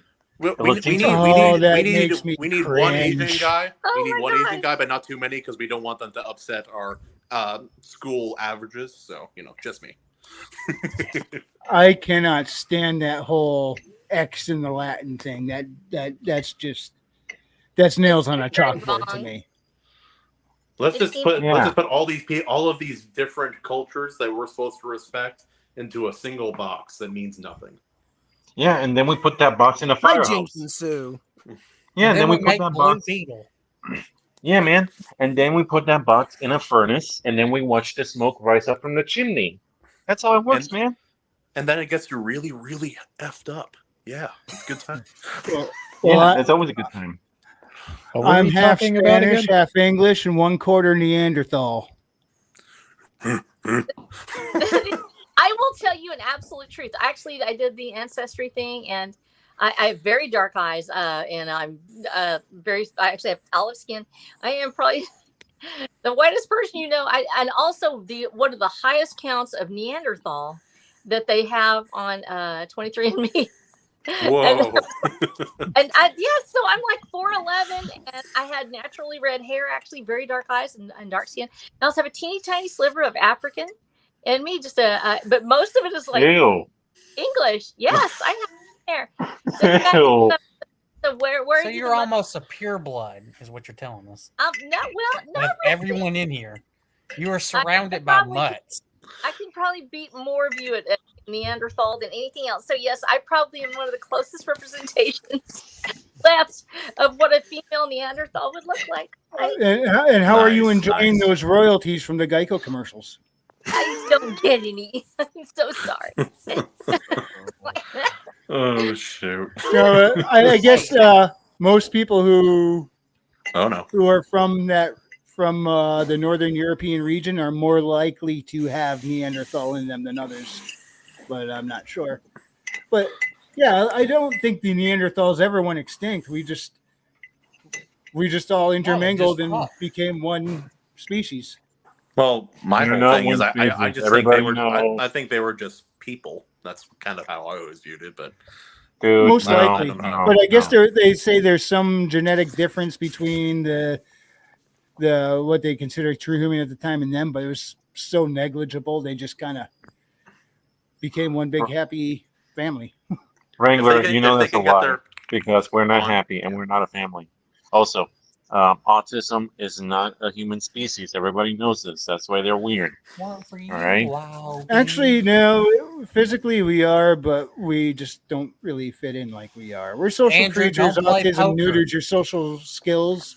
So yeah, we're always going to feel like they call it wrong planet syndrome for a reason. You're always going to feel like you don't sink in with the rest of humanity. Frequency. So the feeling of not being quite human amongst autistic people is very real for us. But factually, it's inaccurate. I have a Frequency. question. Tell So, Andrew. oh, yeah. Tell Andrew, don't play poker. Don't gamble. Yeah, I got you. No. Anyway, so what for people with kind of mental differences or deficiencies, whatever you want to call them, well, how does it show up differently when it's injury related versus something you're just born with?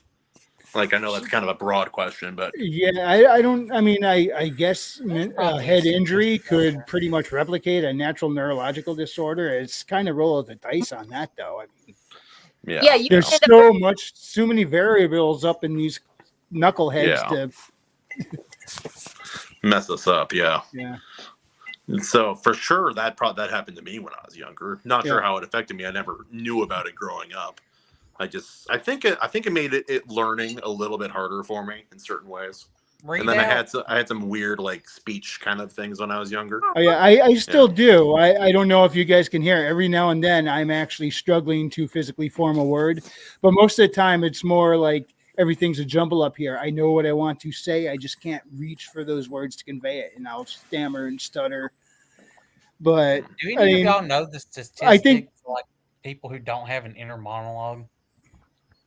I don't know what it is, but I don't. I don't know what it is to not have one. Yeah. It never shuts the hell up. From what I remember, it's a pretty sizable part of the population does not have that. Yeah, I find it tough to believe. It actually. Yeah, I don't. I see images and stuff, but yeah. Okay. What was that, RH Snow? It's related to the speech portion of the brain. I actually studied and taught early childhood education for a long time. And one of the things we study is brain development. And when you have certain ways of thinking, and some people think in pictures, and they think in terms of actually seeing the world around them. And inner monologue is related to translation of words into an internal thought process. And so, no, not everybody actually has that. And also, some people have the ability to rotate images, for instance, in their head. If you can take a picture and you can see back, that's an important part of engineering, and that relates to spatial. And then there are other people who actually can play back entire symphonies in their head and be able to see that whole or hear that whole song that they've just heard. So damn right. Yeah, these different ways of doing things. And how many of you are actually able to rotate images in your head? Just can you actually? You can do it. Yeah, I can. I grew up on job sites. No, so I kind of had to. I can't do it. Yeah. Yeah. And the internet. And then for a while, I was solving Rubik's cubes. Yeah. No, and that's. Although I was cheating on that, I learned the algorithms and just executed them. That's all. Wow. So Snow, what does it mean when someone doesn't have an internal monologue going? Like for me, I can think with like words and sentences in my head, but it's not how my brain normally works. It's like it's a forced thing if it ever happens. I believe that in this case, because you have that internal monologue, it's simply that you're not translating your own thoughts into a language and then passing it on. If you're seeing the image, then you are doing it's that internal monologue. It's just not words. It's just not a spoken voice. You're not hearing yourself think out loud and then say it. So that is it's just a different way of your brain, but you do have something that forms prior to you saying something. Otherwise, you wouldn't have language. You are actually translating on the fly the picture or the thought that you have into a word, and you are creating as you speak. So that's how that your internal monologue is just a visual one. There are a lot of people that makes sense. They're a lot of people don't do well with listening to somebody tell you something. A lot of men, especially, are not good at listening to somebody else go yippity yippity yippity yippity. They want to see it. They want to look at it. Kinesthetic, have to manipulate me it. too.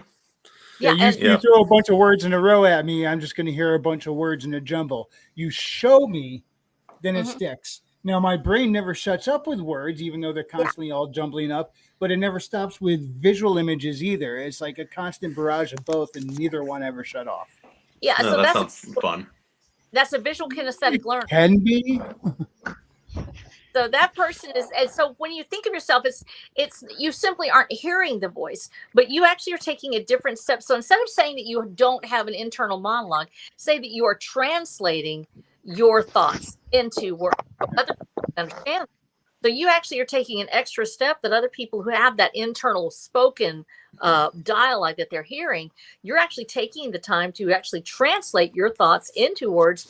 And it's possible that you would even be a better writer because you are able to see the visual image and turn it into words rather than just hearing that stream coming across your. Okay, that's Yeah, cool. but strangely though, I suck with the spoken word.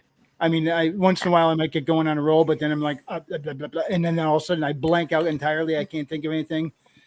But I used to say, I got this, neurological. I think the word you were looking for earlier, Kahuna, is neurodivergent, which Yes. I can't stand that word either. Yeah, And the other one I really can't stand is neurotypical.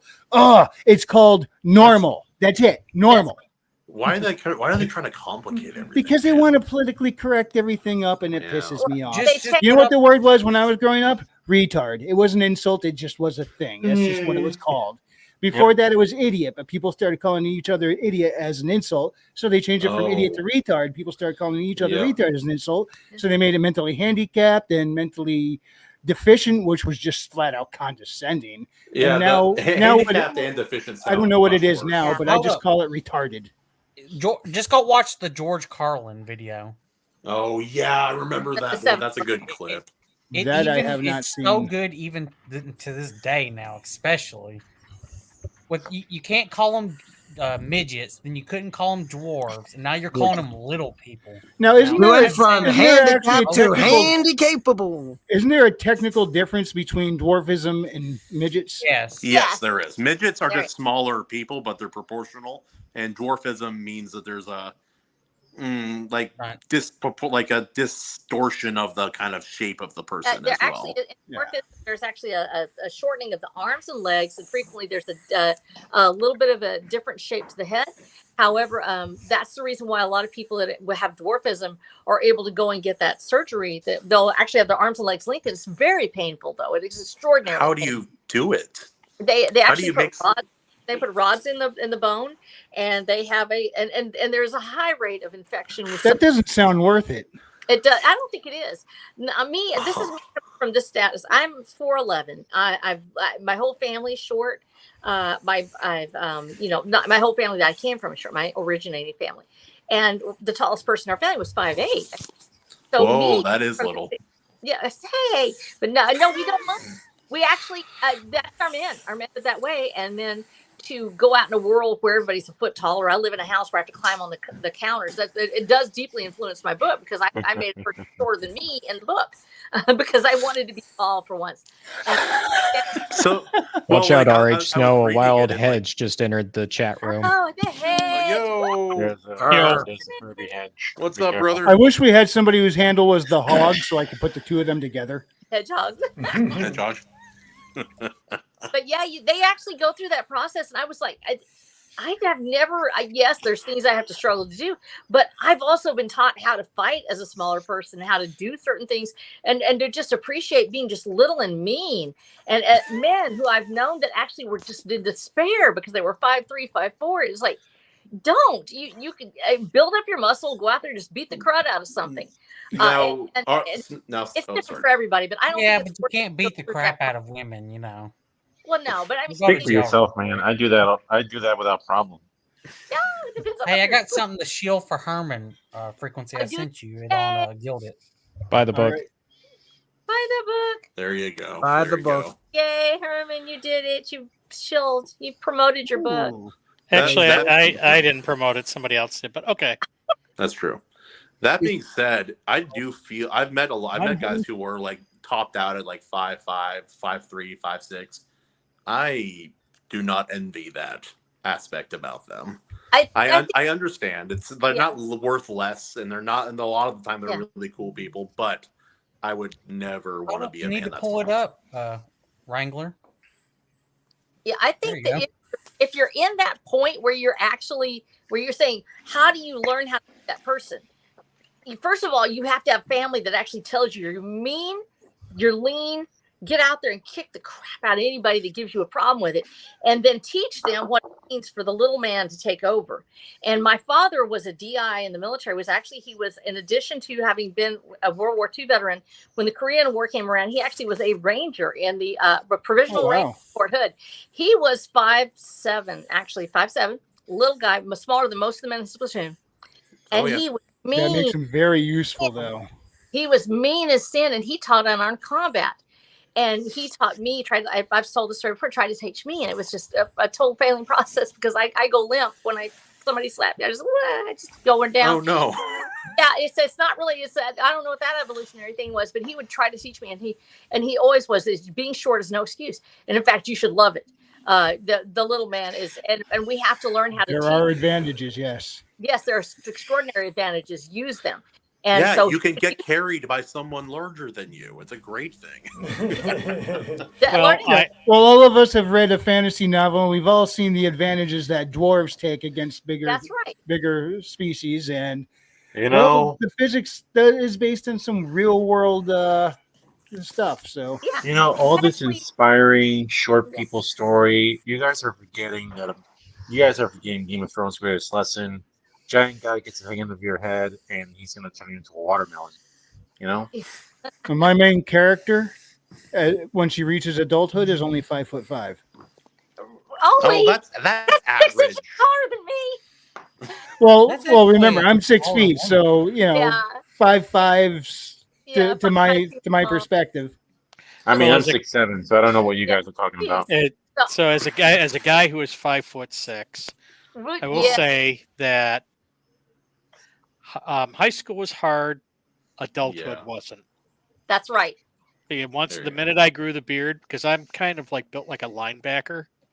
Yeah. And the minute I grew the beard, I took on a very, very, very, very intimidating aura. So a lot of people. The hedge filled out. Yes, you did. So, and as a matter of fact, there was a bodybuilder. I went to a vocational school for electronics, and there was a bodybuilder there, and he used to like to jump on people, put him in a stranglehold and bring him down, and tell him to say uncle.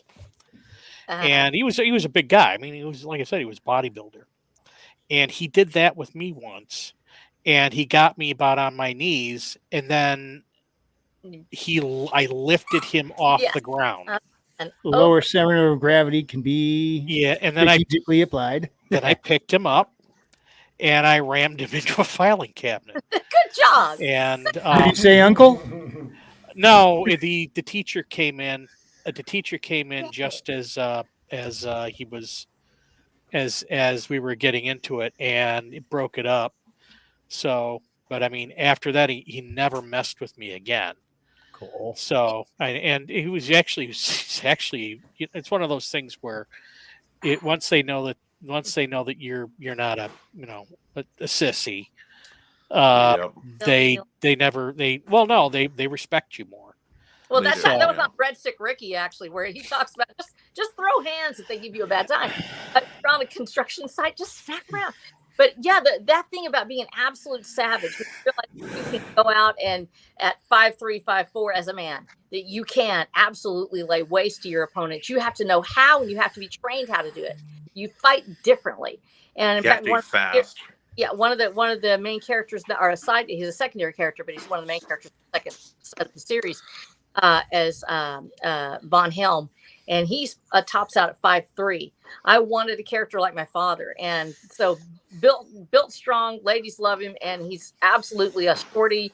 And anybody who picks a fight with him is going to find out otherwise. But I try to use realistic fighting techniques when I do that. And fortunately for me, I actually have a first edition of one of the Ranger unarmed combat handbooks that was given to me by my dad, and it was from the 1951. And so it has all the poses and everything in there. And I remember the techniques my dad taught me, and I'm able to actually replicate that. And I actually go up when my husband was a little bit more, wasn't quite as dead. He would be my sparring partner, and I would do moves with him to work out the moves. And so, yes, you can come up and under a person. It's just like Herman said, you go up, under, power it over, and lay them out flat on their back. But you better be ready with your finishing move when it happens. The big guy comes up off the floor, you're done. You have to take him down. What's Frequency. scary is No. when you have a big guy who's also just terrifyingly fast. Like my Yeah. boxing coach, he was 6'8", Yeah. and that Oh guy my was God. so fast. You know, Man size it's together is weird. scary. You know, it's weird. I'm a tall guy, right? I'm 6'7", but for Uh-huh. some reason, nobody hears me coming up from behind them. Really? Like, yeah, You're no 6'7"? one. Yep. Yes. I My thought brother you is were too, joking. and he can walk quiet as well. Yeah, I literally. This is funny. Like in the middle of the night when I was working at the store, and the guys were looking around for carts. I was walking behind the dude, right, and the dude just did not hear me coming from behind him. Then when he turns around, he sees me. He thinks I'm a guy that's ready to jump him, for his money. I'll be Yeah. right Well, there. yeah. Any guy who's bigger and or just large and tall, like you, like in the modern society, I've always played this game of kind of trying to not. I try to come off as nicer and softer than is maybe necessary sometimes, just because. Yeah, like my mom, like when we went to Maui, like my mom was pushing people around and like she was getting stuff done, which was great. But if I did something like that, I'd be freaking like left in an alley bleeding somewhere, and or like just rejected. But Aw. Aw.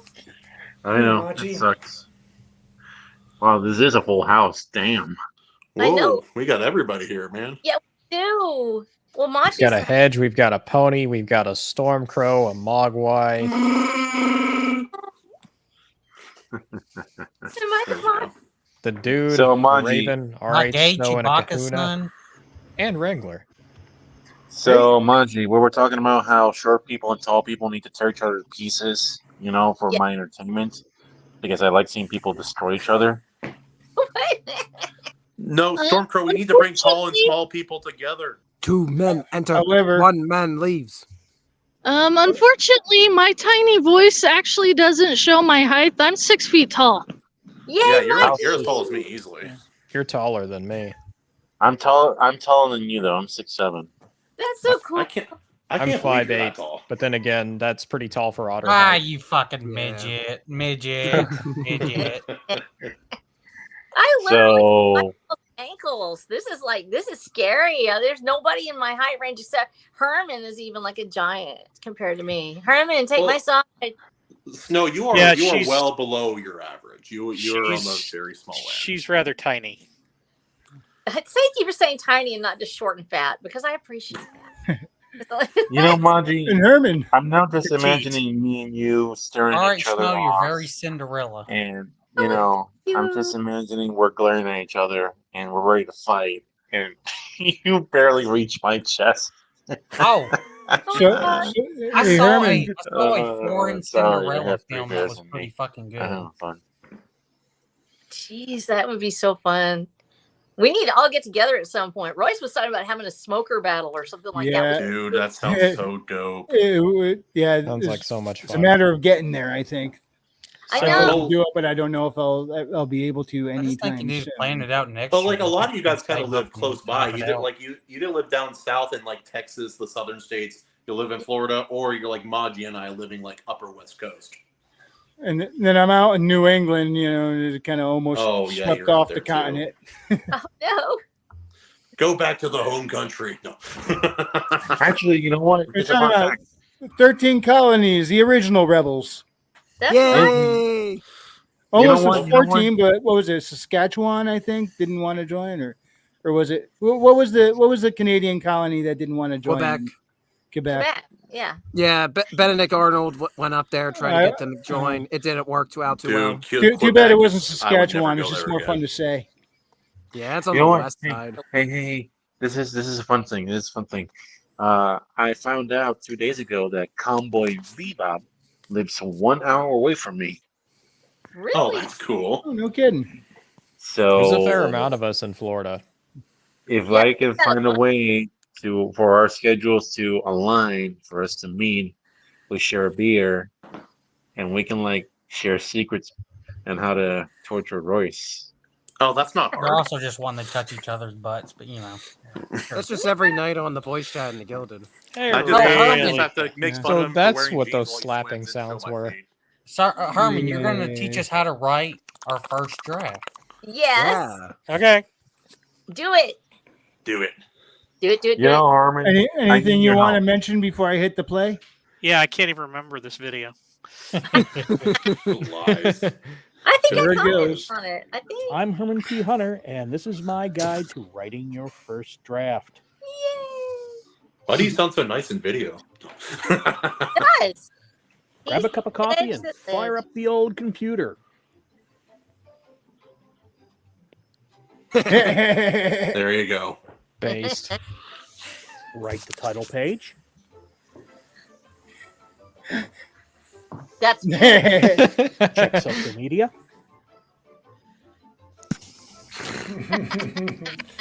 Type the first sentence. Did I comment on this? I think I commented on this video. I watched it. Beautiful. Look at it. Check texts.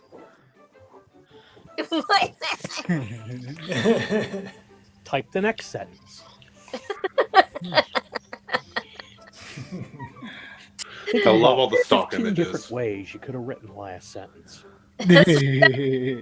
You're not wrong. Sentence again. Whoops. Wrong Promote video. the book. Complete a paragraph. Celebrate. Take a break. Play video games. Restore those creative juices. Look And at the jerk off. document again. Analyze what you've written, but yeah, don't do much. Take a nap. Restore those creative juices. What college warning signs did you get these Social pictures? media again. Oh my gosh. Start the next sentence. Stop. They Delete probably it, went on and Google stock start over images. again. Sit. Meditate. Wait for inspiration to just show up. This is Take a literally me break. today. Watch TV. Restore those creative juices. Start typing a sentence again. Make a mistake. Type it again. Make another mistake. Type it a third time and make the same mistake. Type it a fourth time and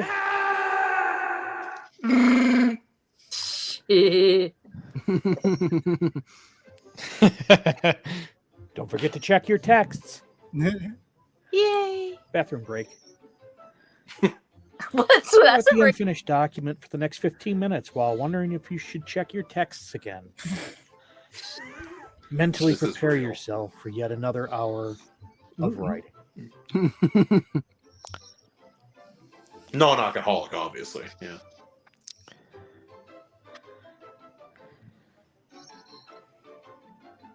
so beautiful. And the music. Nice. Nice. Hey, was that or right standing up pointed at me? No, it says sit down and write, or write Whatever. standing up, whatever. Well, you know, I stand here in front of the computer for the show. This is Oh, where my computer is when I write. I'm standing Really? as I write. Oh, I thought for sure you were By the sitting. book, by the book, by the book, By the book. By the book. By the book, By the book. By the book. by the It's book. available. By the a... book. that was good. The best book you'll Oh. ever get from a hedge. That's right. Hey, you guys want some Bush? Well, we don't have that, but we got Revenant in the Tomb. Come on down this Monday night. I got Yeah. It's my defunct No. locals channel. I got it somewhere. I think it's here. You know Yeah, what? it is. Look at it. Since I got By the you and By the Miss book. Snow By and the book. Otter here, By the book. I'm gonna ask you something, Hedge, and you better help me out. Uh-oh. So I have a bit of a problem. Apparently, my character is a psychopath, and people and Mr. Mindflayer can attest to the fact that he is a psychopath. My question to you and the experienced writers here would be: at what point do you guys just say, "Okay, I don't want to follow this guy anymore. I'm not sure I want to complete this book"? Because above all else, I want your money and your fandom. I'd much rather have your fandom than your money, if I'm being honest with you.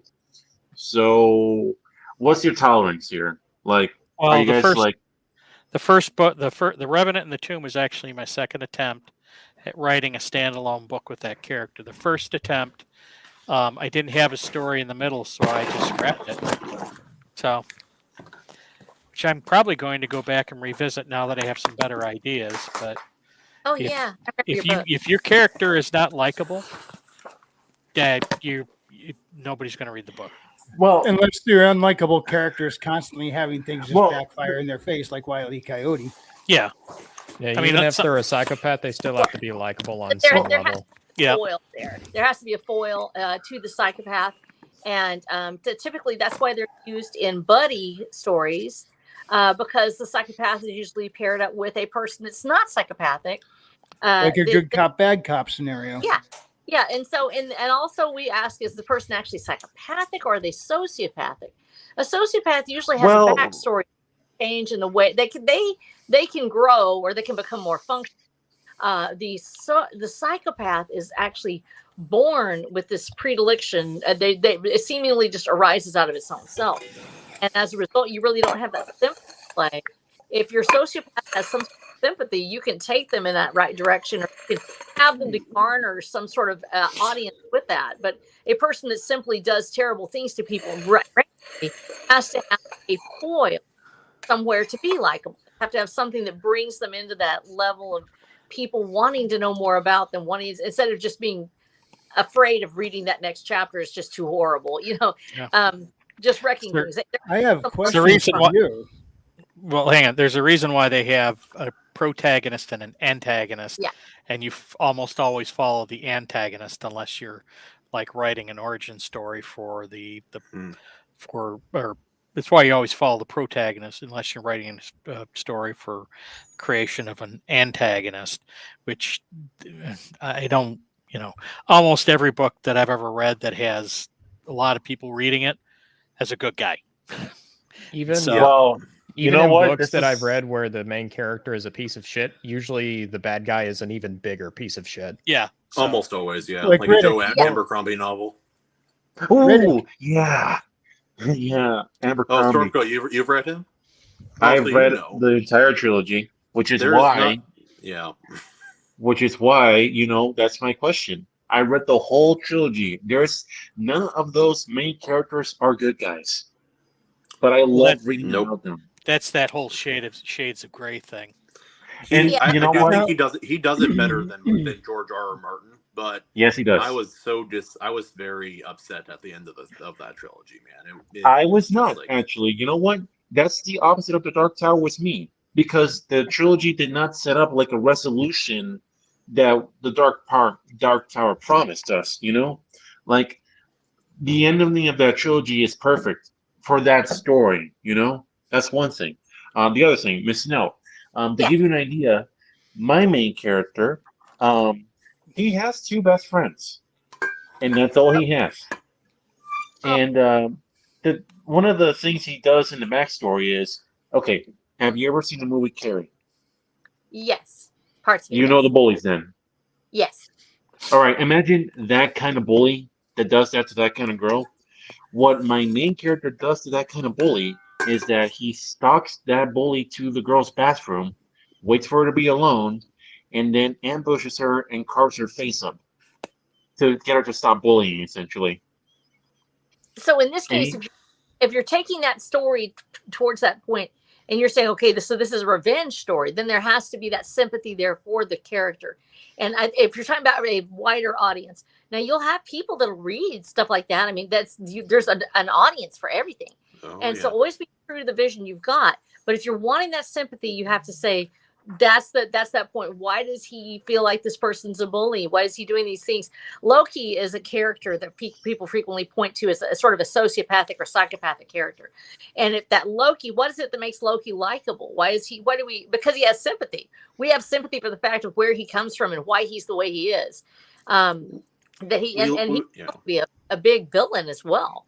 Actually, he's not done that way in the Disney universe, but in the actual mythos of Loki, he becomes the villain from a trickster and destroys the entire universe. And so that's one of the reasons his arc is so compelling, because he actually has that sympathy of why he did what he did and how he ends up being what he is. And so you would almost have to be able to sort of tie it together. But so since he's after bullies, the question is, you sort of have to say, why is he that way? And is he over the top with it? Or is he? Oh, yeah. It's funny. Mr. Mind Flayer is basically my co-author in this because I'm using my character that I created for his Uh-huh. setting in our tabletop. And he told me, hey, and the reason why he did that to the girl, right, is because the girl was like basically torturing this burn victim who got orphaned, right? And the main character, who was also an orphan, did not at all like what she was doing. Basically, the bully bullied this poor girl so much that she put her in her room for a week and did not come out. And he said, you know what? If the faculty is not going to take care of this, you know what? I got to do this permanently. And basically, he saw that this bully was really shallow, very arrogant. Basically, Amber Heard. I wanted to see Amber Heard get her face cut up, and so I wrote her as a bully into my story. And yeah, there it is. I carved her face up, gave her a good old fashioned Joker smile. Well, Andrew Campbell says, what's the hook of the story? What's the message, themes, etc.? What's the selling pitch on the story that can fit onto the back of a book? Yep. Oh, that's easy. Imagine a Master Chief was a schizophrenic psychopath, and he had to fight aliens. That's an idea, but I That's think not a Andrew's hook. asking about the deeper stuff. What is going to Yeah. draw your potential readers into buying that book? What is going to make you say, "Oh, that sounds like something cool to read"? I could spend an hour or two just whiling away the hours just reading through this and seeing what happens. Yeah, that is true. I'm literally just going off on everything I can think of and writing it down. I'm not good Yeah. at book blurbs yet. I'm sad to say. Very I'm few very people I are, think my that's friend. the It's all toughest right. part to write personally. Well, RH Snow, since we brought up, you're actually the right person for me to ask. Uh-oh. And it has to do with the difference between psychopath and sociopath. Now, the way I always understood it, and I'm starting to get the idea I've understood incorrectly, was that psychopaths are nut jobs that love to hurt people, and sociopaths are people who don't really have much sense of emotion. Sociopaths don't have much sense of. Actually, they have emotion because we've all known sociopaths really off the deep end. Sociopaths, the word socio is against society in the general. They have a tendency to break the rules. In fact, the current interpretation under the DVM is that they break the rules of society. They don't follow society's rules. They Am overturn. I a sociopath? Many Sorry. people, but well, that's the thing. They will continue. They can. It depends on who's writing this. Remember, this is a construct created by people to try to figure out what is happening with certain groups that have a tendency to break laws or what. And so out of this arises the idea of the sociopath, the person who does not follow societal rules. And that can be very broad. You can have a person that follows all the rules of how to make money, but they don't follow the rules of how to be a decent human being to their family or something like that. Under that umbrella, just someone who's introvert and a shutting could count as a sociopath. Yeah, in a certain sense, the path part of it is actually what it is. Rather than just turning away from society and doing their own thing, a sociopath, as opposed to a sociophobe, tries to actively do something that will actually cause that structure to be dismantled somehow. And that also revolutionaries. Now, I was going to say, so revolutionaries would fall into that category. Yes, they would fall into that in a certain way. They would say, "You're a sociopath. You're trying to take apart everything we love." Well, but at the same time, they will have a set of rules that they may follow. But then Sherlock Holmes claims he's not a psychopath; he's a high-functioning sociopath. That is right. And in this case, we have. Yes, he's a sociopath. He is breaking the rules. He actually goes in and breaks the rules of how you do an investigation or how you do certain things, and he creates his own rules. And they will follow those rules until such time as they aren't able to break the rules anymore. And then they'll say, "I need to break the rules because I don't." Kind of like Bullock in Batman. He's a cop that's always bending and breaking the rules to get the job done. Mm-hmm. Well, it's like, don't let the law stand in the way of justice. If the law And so cannot fulfill justice, then justice needs to be taken away from the curfew of the law. That whole point of the Punisher, they consider him, and many people will suddenly say, "Well, he's sociopathic because he's breaking the laws of society to attain vengeance or justice." And so you have the sociopath is breaking rules in order to do what they believe is the right thing to do, or to serve themselves. If they believe the right thing to do is for them to be on the top of the heap, that's what turns a sociopath into a villain. is when they no longer care what happens to other people because their rule has to apply. When you have a psychopath, the only thing that matters is hurting people.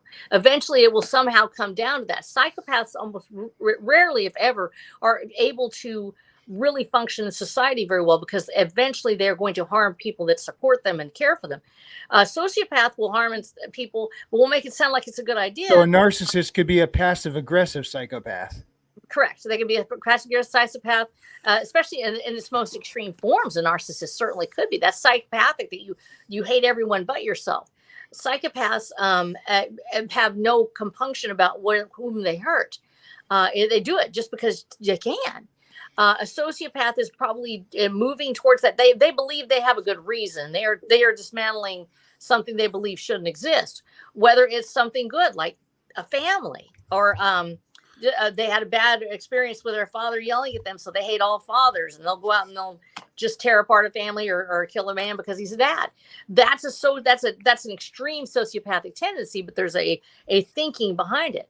The psychopath enjoys simply harming anybody's anywhere. So a character like, for example, Dexter, he doesn't feel anything at all except when he's killing somebody. That's the only time he can feel anything. He's a psychopath. He's a psychopath. That's a psycho? Right? Yeah. I believe he's a psychopath because Yeah. and I have never watched Dexter. I have No, he does have feelings and shit. Well, that's what I was saying. He should have some sort of emotion, but he probably feels his kind of emotion in killing somebody. He does, but he also kind of gains an emotion for the girlfriend and her children. Yeah. Yeah, and then the show got really shitty after that. Well, no, I got shitty after the fucking season 4. Well, that's what I meant. Yeah. When they kill his girlfriend. I read something about I don't some give a fuck. psychologist For over 10 wrote years. a paper about the character Dexter and saying, this is not what a serial killer is. This is what we wish a serial killer was. Oh, it's a fantasy, straight up. Yeah. Yes, it's a fantasy saying, well, what if this guy killed all the people we think should be killed? And if I'm not mistaken, in the story, Dexter, he's doing a job nobody else will do, basically. He's killing the bully. Is that correct? That his father trained him to turn his psychopathic behavior of wanting to hurt others, and he trained him to basically hunt only other people like himself, other killers, and people psychopaths. people he knows that committed the crime. He 100% knows did it. Yeah, he wants shadow of a doubt gone before he makes that move. And it's weird, even though he was as unfeeling as he always came across as, that one guy he got on his table to do the killing deed, and it was a criminal. You knew it, and he just couldn't bring himself to do it because he was blind and he didn't understand why. It made no sense to him. He was like looking around confused. I think he was feeling something, didn't understand what. And then dropped the knife down into the table next to him and said, let that be a lesson to you, and then set him free. Well, and I think this is the thing about Dexter, and that's that fantasy. And so really, if he's not there just to hurt somebody, if he's there because there's a particular point that he's following, but he is channeling that psychopathy into a certain point, he had to at some point listen to his father, which means that he is probably not a pure psychopath. He is a sociopath. He's listening to one person. He has some sort of rule that guides him towards that thing. And in fact, this is a big point in Watcher the Damned, is that the Watcher actually is a very high functioning sociopath. And his history is something, I've never watched Dexter before, but there is something of that same level in Watcher the Damned, of a very high functioning sociopath that kills men who need killing. That's his job. That's what he does. And he always he was made into a sociopath by an incident at the beginning. Yeah. Yes, and so that is that sociopathic in that respect. I'm sorry. You know what? This is actually a very important question for me then. For this. So, trauma. My biggest thing right now is that I do not want to do the good old-fashioned Angie, he had a horrible backstory, therefore that makes him sympathetic, or this is... Okay, let me rephrase. How do you use a traumatic backstory in a good way to, it makes sense why they turned out this way, essentially? Well, it's almost always associated with trauma, and usually a head injury, so... A way to incorporate both those things is a smart way to go. Hold up. Goku didn't turn out like that. So fuck you, Christian. Yeah, really. Well, By the yeah, way, I Christian, didn't you were turn about out to like say that something a either. moment ago. Oh yeah, well, it's like, how do I explain this? I think there are justified times when you have to take another human life. I think there are things that justify that, and I don't think someone doing that makes them a sociopath. Yeah. So where do you guys stand on that? Well, Oh, that's there's- easy. Go ahead. Oh, that's easy. Andrew Oh, that's Campbell. easy. Pedos, all of them. Kill them all. I don't care. In Minecraft. Kill all the pedos. In In Minecraft. Justifiable That's a great homicide. point. Justifiable Yeah, sure. homicide is actual Killing offense. those zombies. Yeah. In Minecraft is Yeah. you know. Sure. Just like when Yeah, Bubba shot the Minecraft. jukebox. Yeah, Bubba shot the jukebox last night is justifiable homicide. Justifiable homicide is when you're in fear of your own life or you're protecting innocent life. When you're doing it within that parameter, that's not sociopathic because that has been societally throughout the eons. If you're protecting yourself or protecting somebody else who is innocent, that is not just that's not sociopathic behavior. That's normal behavior. Okay, so that makes more sense now. Well, you know, defending your home and shit. That's why I Yeah. love my state castle doctrine, bitches. Yeah, oh, that's it. And so you have, we've actually gotten so divorced from reality in our society that we stopped thinking that people should be allowed to protect themselves. So that's not sociopathic. That is normal behavior to say that I have a reason to kill this person in defense of my life or other life. Now, as you move away, Most instances when people do that, they were probably trying not to. Yeah, that is true. They actually Because our instinct is to not do that for the most part. Mm-hmm. So most cases, if someone's doing that, it's a forced hand, unless they're just nuts. Yeah. It's like in my own situations when I was younger, I used to get in a lot of fights and was kind of just dumb shit. But like then I got older and I'm like, I don't. If I get in a fight with someone or if I even react to someone the wrong way, just look at me, man. Look at me. They'll send me straight to jail.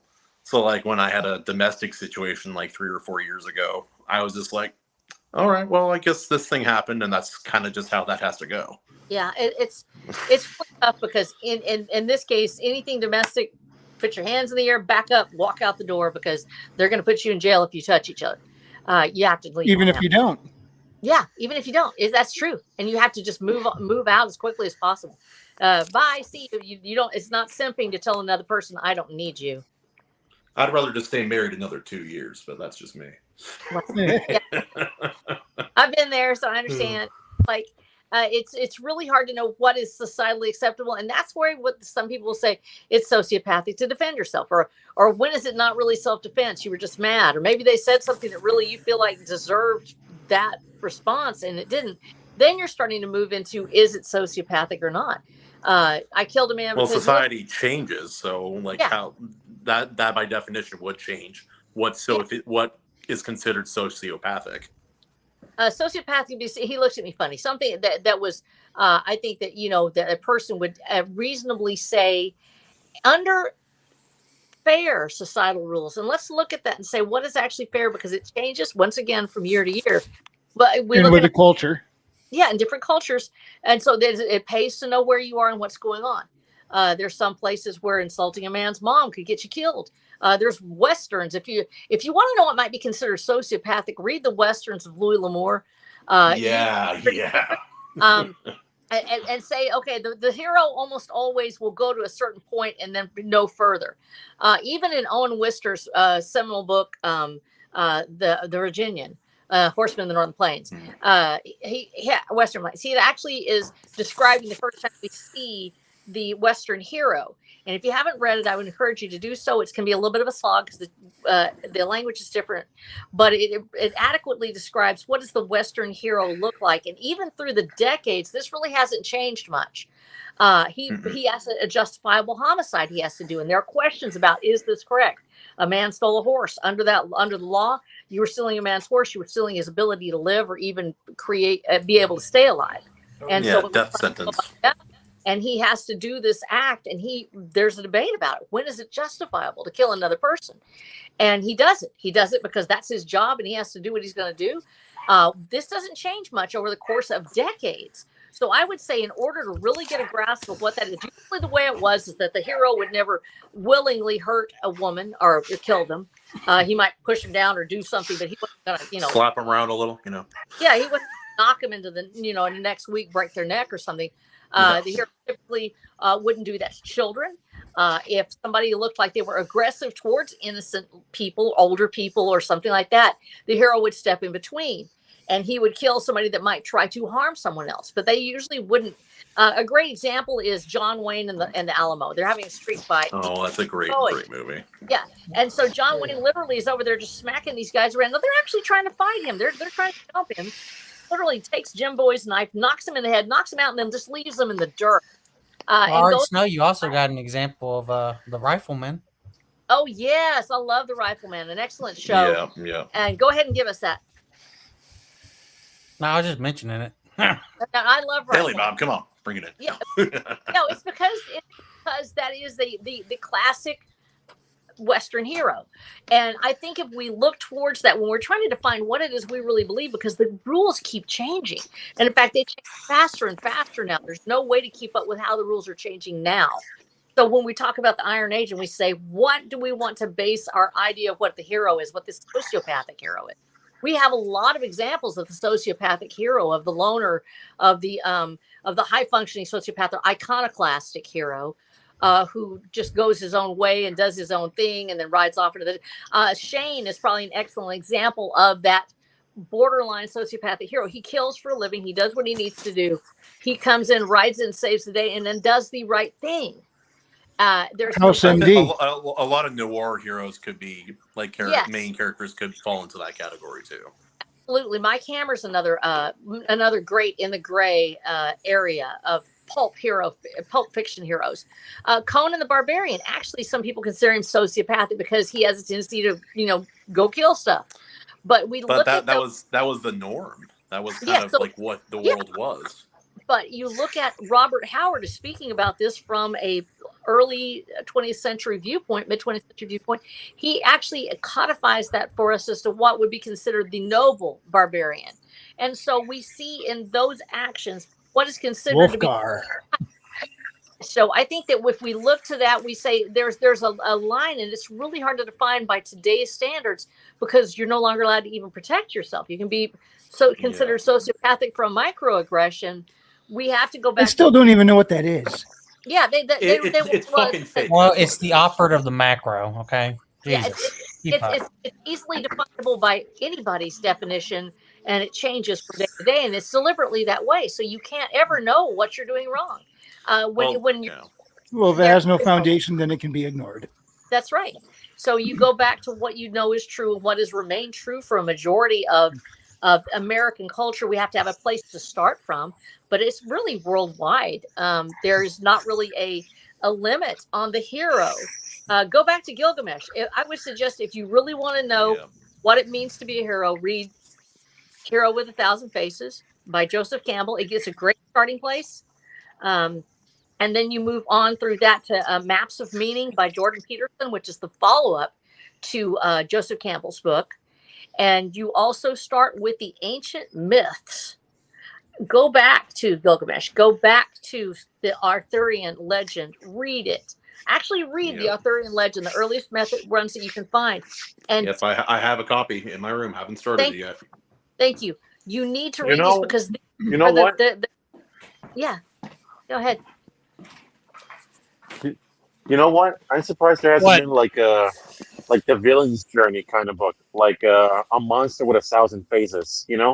I'm surprised nobody wrote that. There have been. There's a retelling of Beowulf where it's told by Grendel's perspective or Grendel's mother. I think the mother. Yeah, but if it's the same one I heard of. Yeah, but you know what I mean, like that kind of hero myth, but it's the villain myth. You know what I mean? You know what? That's actually a fantastic idea. And if you wrote something like that, it probably would gain extraordinary coverage because people don't think of they think of the villain's myth in terms of the sympathy from the hero's side. We don't ever define what is the villain. We're here sitting here right now talking about psychopaths versus sociopaths. When you get into a book like that, we're simply delineating what it means to be a villain. You can do whatever you want.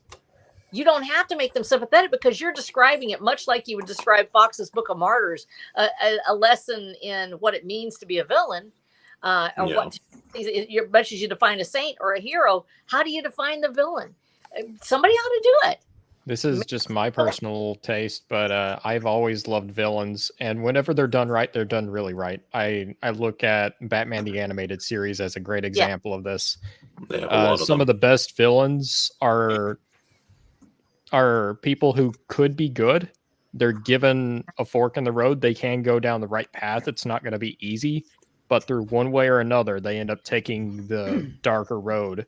And that's why Mr. Freeze is one of the best Batman villains. right. They cannot adapt properly into a fucking movie for some reason. Right. No, they really end up can't. they end up succumbing to their off. flaw, and that's how they end up take a chill becoming pill. that villain.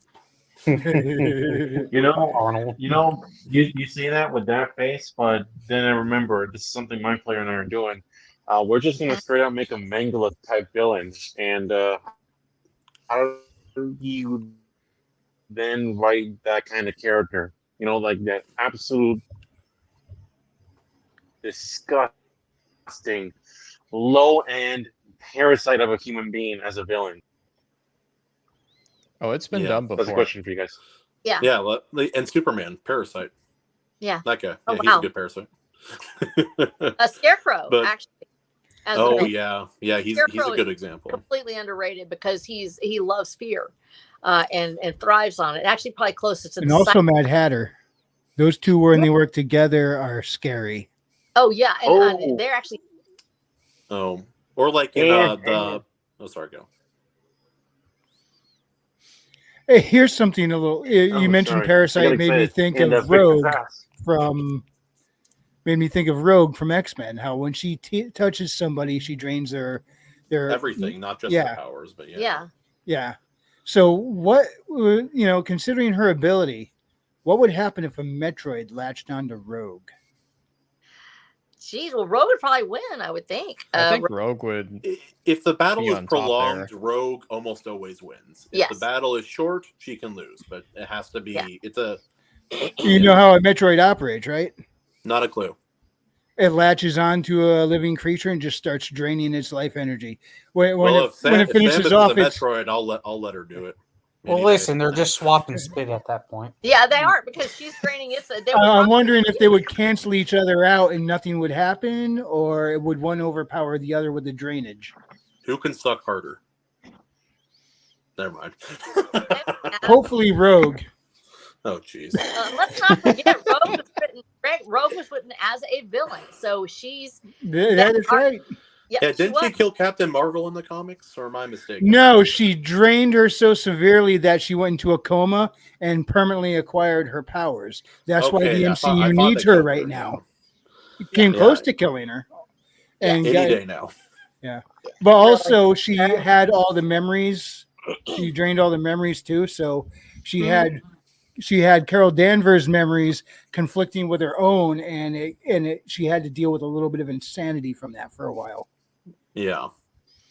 Here's a question. What are some of your guys' favorite myths? So, like, we could even narrow it down. Like favorite Greek myth story or myth character. Oh, not my favorite, but it's the I funniest got one, the some. story of Medusa. The real story. Oh, sir, anything having to do with Zeus and how much of a man slut he is, those are my favorite myths. That's And every let's Greek move on. story, Zeus was Stormcrow. Poseidon. Well, Every Greek I story kinda like starts my with version of Zeus Ares. infidelity.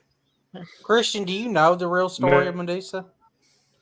I've yeah. read it, but it's Hold never on, been hold one on. of She my wasn't. favorites. She wasn't even a Gorgon when she started. She was actually a Yeah, hot chick. she was cursed. She was a wasn't priestess Yeah. of Athena, and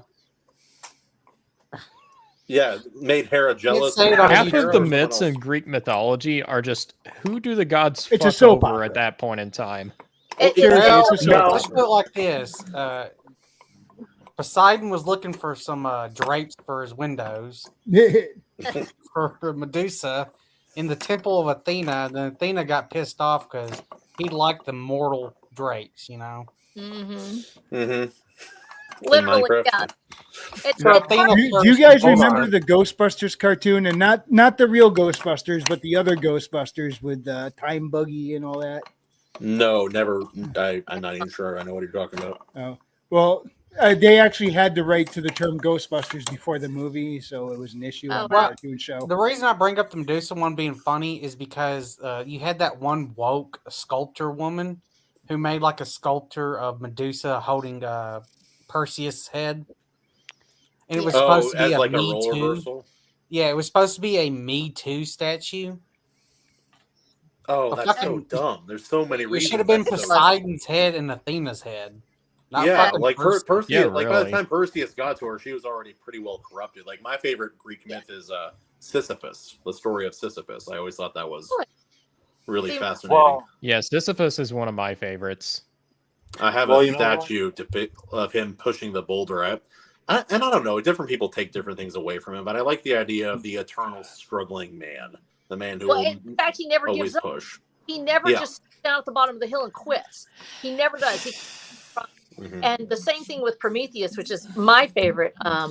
It's That's a great character. Yeah, Prometheus You the one that has- stole the fire? yeah. Prometheus He and is Zeus. He's the one who started humanity is Prometheus. Yes, and he is Well, a he god and Zeus. Yeah. Titan turned sympathetic to humans, gives them the gifts, and this is one of the hallmarks of Greek mythology: is there is a struggle between man and God, and they still try to interact with each other, but the gods in some ways prey upon humanity. It's one of the I love world mythos. I'm a huge fan of world religions and have studied the ancient ones, and the Greek, that because of the world that they were in, man against man was one of their greatest foes. Actually, the area, although there's a lot of natural phenomena, notably the volcanic phenomenon, earthquake, things like that. So the earth itself seems to rise up against them. Those primitive myths arise as the gods trying to be appeased, and they're trying to stop them from harming them. And so you have this antagonistic viewpoint, and Prometheus is the Titan that brings mankind fire and knowledge. And the eternal struggle for freedom, it is Prometheus who is bound until the end of time, but he shall someday return because mankind must be set free. Actually, didn't Zeus like free him and forgive him in the mythos? Or is that incorrect? I thought he was freed at some point. I believe he is. There are late myths that may indicate that. There are I know that there were allegories that were written by that in the late Greek period, because Prometheus is held up as a hero, and so there may be by most that you're talking about in the actual, not in the mythos itself, but instead in the Greek population, Prometheus is considered to be one of the heroes. And Okay, it feels like I just want to interrupt here. Zeus is calling me, so I got to go back to Olympus.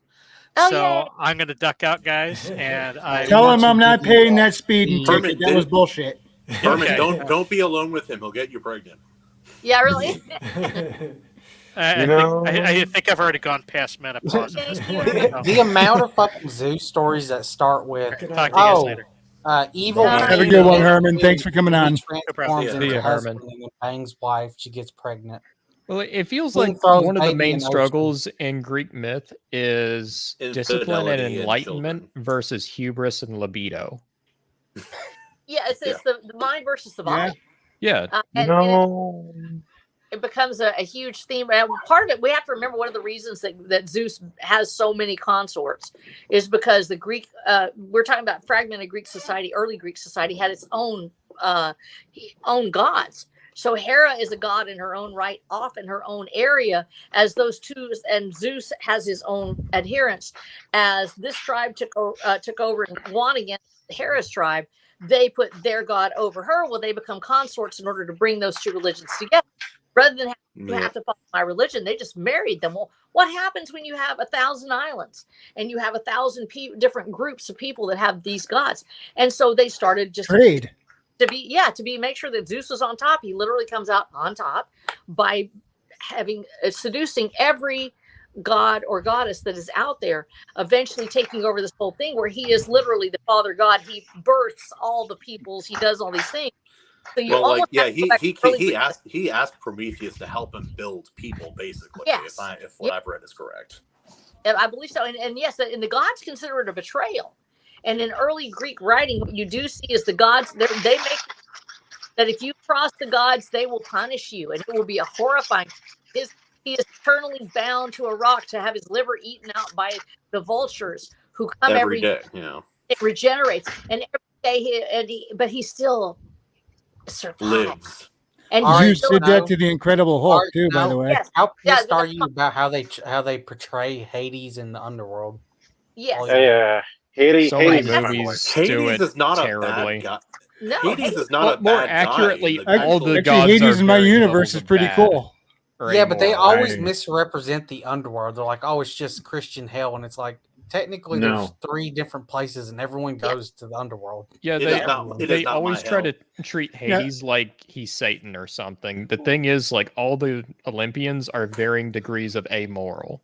You know what? Yeah. Well, here's the Literally, other thing: Norse Hades mythology. is- Everyone likes to make Hela or Hel, as she's known, as the bad guy. Nowhere in Norse mythology does it ever make her out to be villainous. In fact, That's the right. position she had watching over Helheim was because she was trusted.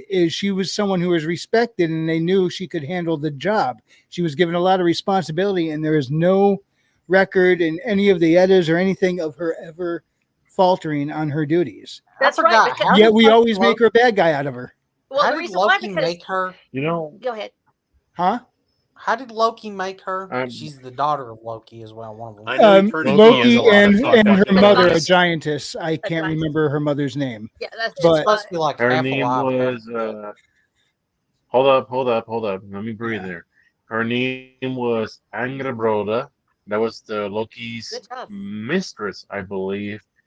Oh, I thought they were And, married. he was married to someone else, but Angrboda was the one that gave birth to Jormungandr, Was it both? Fenrir, and Hela. Yeah, and then his Loki- other kid was when he turned went into a horse because he made a bet with transgendered the other fucking kid, goat. and yeah, that. He got He fucked made a as a bet. horse. Yeah. He said, "Oh, watch Yeah, this, guys. We'll Sleipnir. make a bet and make him build a fucking wall around Asgard." He Yeah. got And But he'll that- never fucking get by a horse. Yeah. the That reward reminds of getting me. an Asgardian wife in the time being. The And one then fucking time he was doing it, and then Zeus went, or not Zeus, but Odin went, "Hey, fucker, he's about to complete this, and we gotta Stop that." let him marry an Asgardian. So fix this." So Loki turns Yeah, into right? a horse in heat. Well, and once again, we see in Norse mythology, it starts off with and there is an evolution in Norse mythology as well. As we try to go back to the earliest ones, you have the giants. there are and two the gods. Lokis, by the way. Yes. And so you have the Eddas change, things change. By the time we get to where we write it down, there are different stories. But if we go back to the stones and the original statements, a lot of times they are those giantesses on the frost giants and the other titans of the Norse mythos are actually also local gods. And so you have that same sort of thing happening. And about hell and Hades, you actually have them as a trusted guardian of the dead, the spirits of dead. And then you also have the spirits of evil, which can be kept corralled in certain places. And so this is not a Satan mirror metaphor, because it's not, because that is more the only real analog we find is closer to mithril when you have Mithras and that dang it, it's out of where you have that evil versus good, and that is a very from the Levant, that idea that there is a pure goodness that is love, and then you have evil that hates life. Evil basically is anything that hates life, and then there's love that is good. And this Levantine idea. You don't need to call me out like that. Damn. Yeah. Well, it feels like one of the main struggles of Norse mythology. I think this is something that the Dark Souls series captures really well. I think it's very Norse. It's not so much good versus evil. It's more life versus the inevitable end and what you do with it during that time. Well, I mean, they literally fucking wrote down Ragnarok and then aftermath. Yes, it's the idea that, but well, once again, but in this Well, they case, say the aftermath to Ragnarok is Genesis. Some people like to say. so you have the Well, ideology. they had some of the gods that the ones that end up living after Ragnarok is supposed to take place or did Yeah, take place. May have. and well, there is no record because that's the end of the age. Yeah. And with Ysigdrasil and the tree of life growing. Yes, you're right. It becomes life of any kind, the life of any kind versus the inevitable death, with death being evil itself. And in the Levantine ideology, it's not that death necessarily is evil, but that the antithesis of life, because life is considered to be eternal.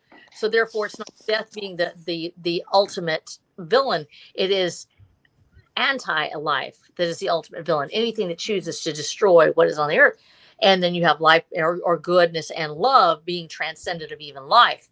So when we look at the Norse mythos of life, this thing that is just right in front of us, this world here and now, there is a knowledge that there's something out there, but it's beyond. We don't see a lot of the spirits. You do see the spirits of the dead. You do see that, and that's the reason why hell is so important. But we don't see the spirits flitting from place to place. You see the gods, and you see the elements of earth. You see a lot of the elementals, fire, water, things like that. But we see it as still in this plane. It's still here in front of us. And in the Levantine ideology, it's spirits that are beyond our sight, things that are beyond what even any man could see. And then you have that in the Greek mythos where it all takes place. There's this spirits and lamias and evil versus good, but it's about that world being kept separate. It's a lot like Japanese mythology in that place, or Eastern mythologies that they are, and religions that they keep what is on this side of life away from on that side of the spirit world. And that is the great struggle, is keeping life here away from that spirit world.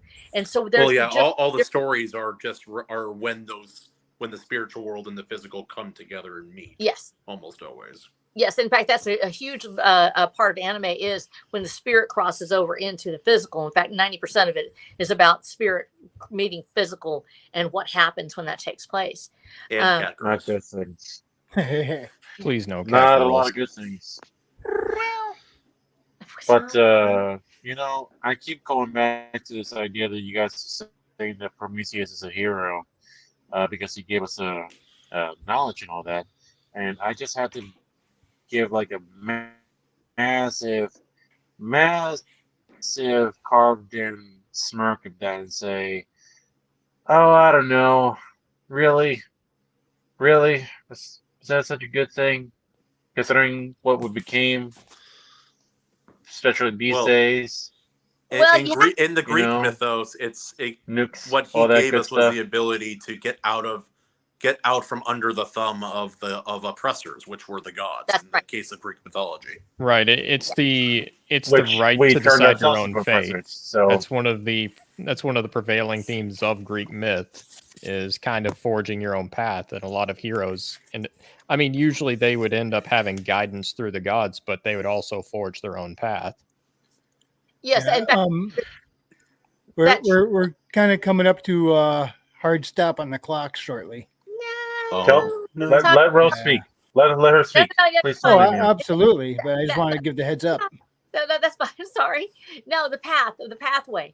That part is actually one of the most pervasive images. And we all say, how do they handle the path? In mythologies, every mythology has a pathway that the hero must take.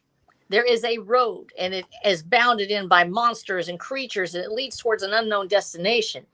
This is your ability to see between what is simply evil versus just breaking out on your own.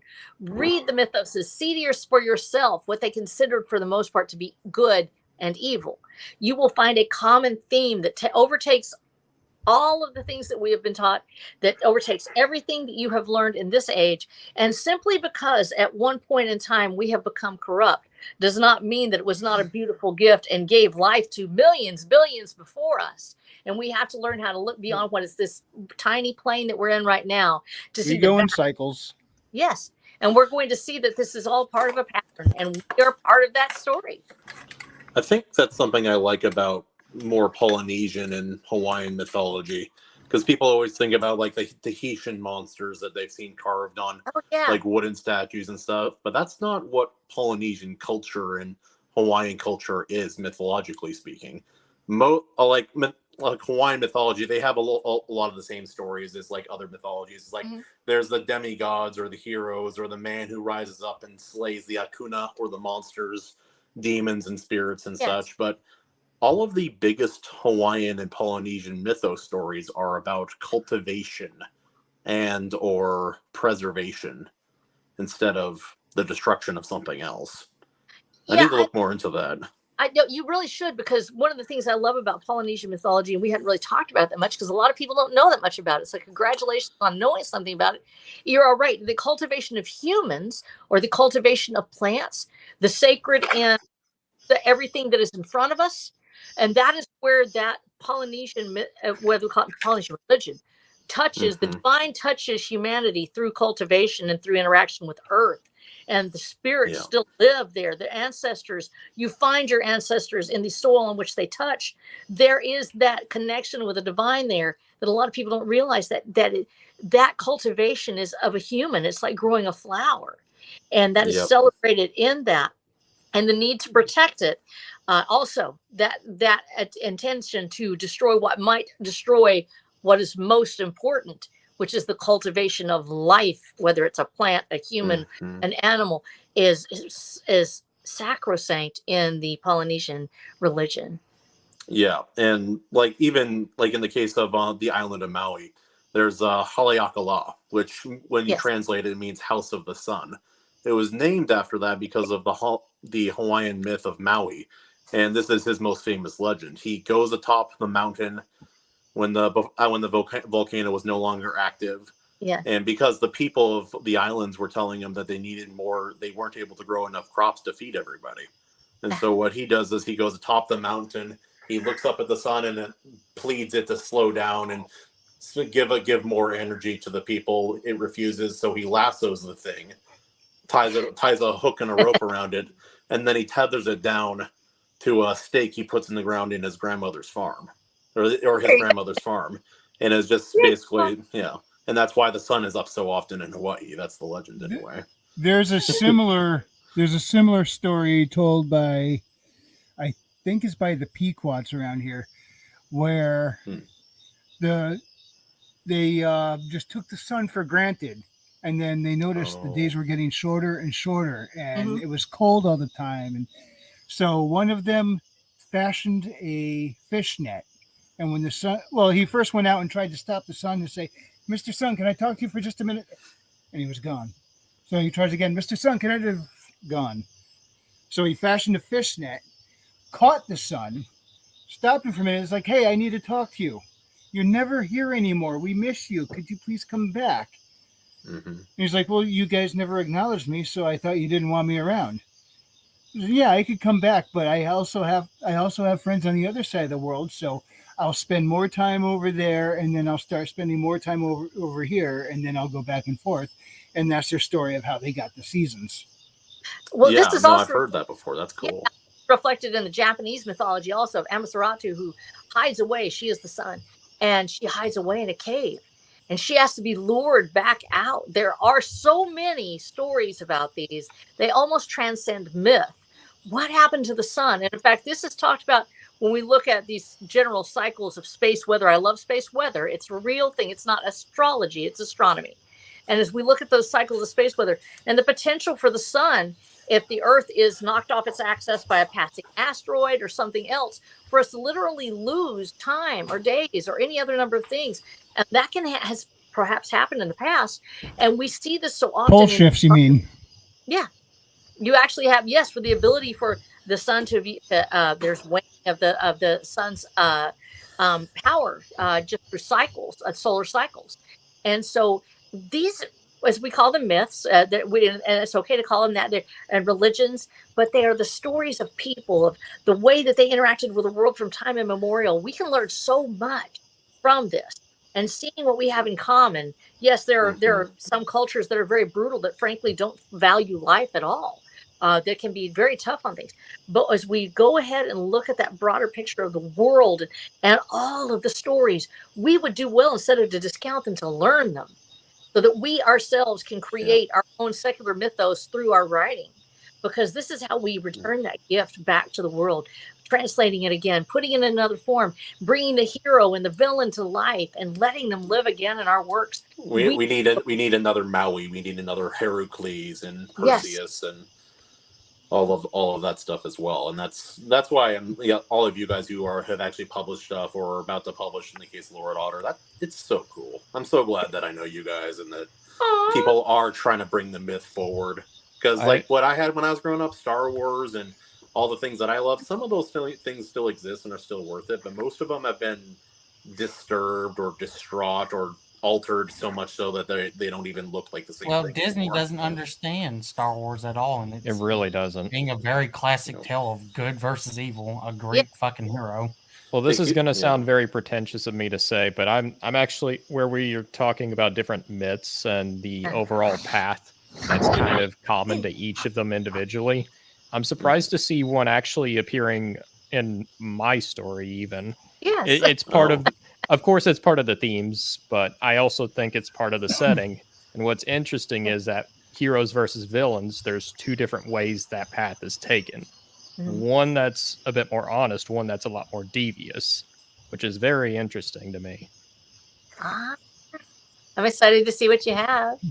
I'm interested too, man. I'm excited to read your book. Between the art, you be an otter writing a book in the first place. Who would have thought? Athletic tits. Athletic tits. Billy Bob Sack is warning you. It's like you do one of those like one of those searches like with a Word document. It says shows you which words are used the most. It's like the, of, him, her, and then athletic tits. Oh my goodness. Listen, Christian, you're gonna have to look out for it because I'm gonna make fun of him in my short story. You'll likely be able to point to where that was originally at. Otter, you got to get one of these shirts. Oh my goodness. There you go. I really need to get that. That really does suit me. Oh, that's so cool. What if you like people though, and you're also a writer? You can still have a good laugh. I like and hate people. It's the duality of life. I love some people, and I really can't stand others. Well, otters are superior, so I don't know what you people are talking about. Mirror's Sphere Origin says back in the fucking cage. In book 2 he gets a lot. Mirror's Sphere Origin says in books 2 he gets a lot of inspiration from the Book of Enoch. Yeah, he and I talked about that. It sounded super cool. Okay, so the Book of Enoch actually is pivotal to the creation of Watcher of the Damned, as you might have guessed, Watchers of the world. And it's actually, there's a lot of hidden. So if you like to not read Watcher of the Damned, because it's all the way through the series, and it's very oracle in that respect to the Book of Enoch. And actually, Christ quotes the Book of Enoch in Scripture. One of the only ones that isn't included in the Protestant version of the Bible, that where he actually quotes it or attributes directly to it. Oh no, we're losing Wrangler. I have to passed out. I have to go. Yeah, we're fixing to wrap up. Christian, No, I have only 5% left on my phone battery and an hour left to walk. Maji, I'm cheating. Part and plug, Maji. Sorry. Bye, Maji. So good news. Gino is amazing. We got through the editing phase. So we go into beta on Friday. Yes. Amazing. You might beat me to beta. Maji. Send me the They will not be beta readers. They will be alpha readers. That's right. I'm aiming at Wednesday myself, but it might not be till the weekend. So Maji, you might beat me to beta. Holy crap! Oh, I know. Woo! Oh, Maji, did you want to hear the word count I'm at right now? Sure. Yeah, I couldn't believe it, but let me call that back up real quick. Word count: 142,393. Yeah, Holy mine's not that big. That's a Wow. big boy. But I didn't mean for that. Gino and I have one little last minute part. We found a loophole last night, so we're gonna go over it tomorrow. I told him to take the holiday off. But we're doing one final read through it, and then Friday the book, The Legend of Shalar, will be in the hands of the betas. Yay! Woo! 65,000 words. Holy cow! Nice. Now is this all the one that you wrote? It's all yours. Yeah, that's this all is hers. not. This is not including anyone else's. What the betas say will determine the next step, or if it gets scrapped or what. But Oh my gosh! No, we're gonna have it. Even But- if you had to, like, yeah. Anyway, it'll be great. It'll be great. yeah, It'll be Trippy, Kahuna, Snow, and Daniel are all the beta readers. So in your hands. Nice. That's yeah. a good set of betas right there. Thank It you. really is. If anyone needs inspiration, one of my favorite authors, he wrote Red Rising. The first book in the series, the first book he ever published after getting rejected like 148 times. That's was, right. Yeah. He Better wrote than Red. better than. Bye. What was, oh, bye. Thanks for coming on, Maj. He wrote Bye, Red Rising. He wrote the first book in the series in 2 months and published it like in the third or fourth month. Wow. I'm like, how do you? I've been working how on do you mine over 2 do years. that? Yeah, I don't understand how people do that. Well, look, Stormcrow. I gotta go. I'm sorry. All right. Well, I'm not Yeah. sorry. Listen, you guys talking about mythology and all that inspired me because, like, you guys asked me about the scenes and the ideas behind the story. It's very simple. How is it possible that broken people can save the world? And can there they you even save go. themselves? Well, Stormcrow, that's it, man. That's it. You That's figured it. out. You know, really, and- I'm really gonna have to get you to read my book. That's a big part of what it's about, actually. Yeah, and you know what? I understand that you guys are all about the hopeful, superversive Fiona Wolf bullshit, but I'm not about that. I want to see broken people hopefully fix themselves and save the world. You know, that's why I'm always harping on Evangelion, even though I know Rita hates it. In a better world, Evangelion would have gotten Shinji to get his fucking ass together and save the damn world. But, you know, Hideaki Anno, being the fucking autistic he is, couldn't do that. I'm not autistic. I'm an aspie. I want to see the fucking world be saved by a fucking broken teenager, okay? And I think you can have a bit of both in a to go on story. that You can journey with have me. bright moments and really dark moments, and how you balance those is Oh, where you get a bro. lot of the spicy drama. You actually need it because if it's all Bro. dark, if it's all downhill, then you can't. It loses its effect. You need to have bright and dark if they Yeah, the are going to mean contrast. anything. Yeah. Yeah, I man, think and you know what? I'm very happy I do, because sorry. I'm very happy I do because I got scenes where the characters are not being violent and they're not talking about what's going on. They're just hanging out and they're like trying to be normal, functioning, happy human beings. And then it's when the bad guys show up and break that illusion that reinforces their drive to be like, no, we gotta stop this and we gotta save the damn world so we can go back to have a good life. Damn it. This is why villains are so important. Villains are basically the ones who ask the question to your protagonist, and it's up to your protagonist to provide an answer. That's correct. Yeah. So that's my parting blood. It's a Christian. first person narrated book, and I gotta go. Miss No. Okay, Stormcrow. Have a good one, man. In Otter, Wrangler, all of you, thank you so much. You guys take care. All right. Have a good one, man. Christian, what do you have in your hand? My statue of Sisyphus. There we go. Oh, Yay! Oh, that's incredible. Oh, let me blow that up. He, Oh, nice. Oh, I love it. he will always push that boulder because that he is a man and that's what men do. Circumstances, nothing, whatever led to this, it doesn't matter. You do not stop. The moment you let go is the moment you die. That is epic. I love that thing. I read the retelling of the Greek myths by Stephen Fry when he did his books about them. Oh yeah. And I read that. He did those really, really well. I was amazed. But it's a really funny coincidence. The short story I sent into IronAge Media for Anvil #3, one of the major factions, is called Sisyphus. Hell yeah, brother. Wow. Cool. That's cool, dude. Anyway, are we plugging or what? I stepped away for a We are plugging. Are we like, oh. Okay, who's next? Oh, Rito. you didn't plug your channel? Oh, I did. Oh, yeah. So, the Ultimate Kahuna. I make very serious content. There's no joking around. It's no nonsense. Nothing but facts. Serious people. Me and my co-host Leslie. It's a good time. Anyway, but yeah, nope. I'll be uploading some more videos.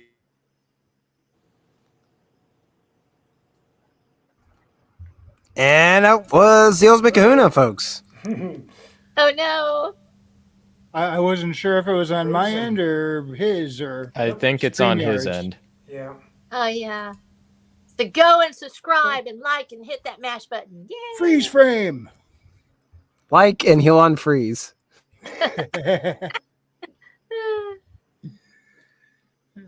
How long can you hold that face for, Kahuna? Forever. It's like and ever and ever.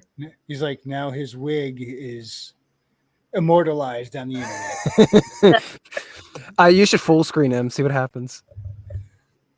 Oh, just as I was reaching for it too. Dang it. Oh my gosh.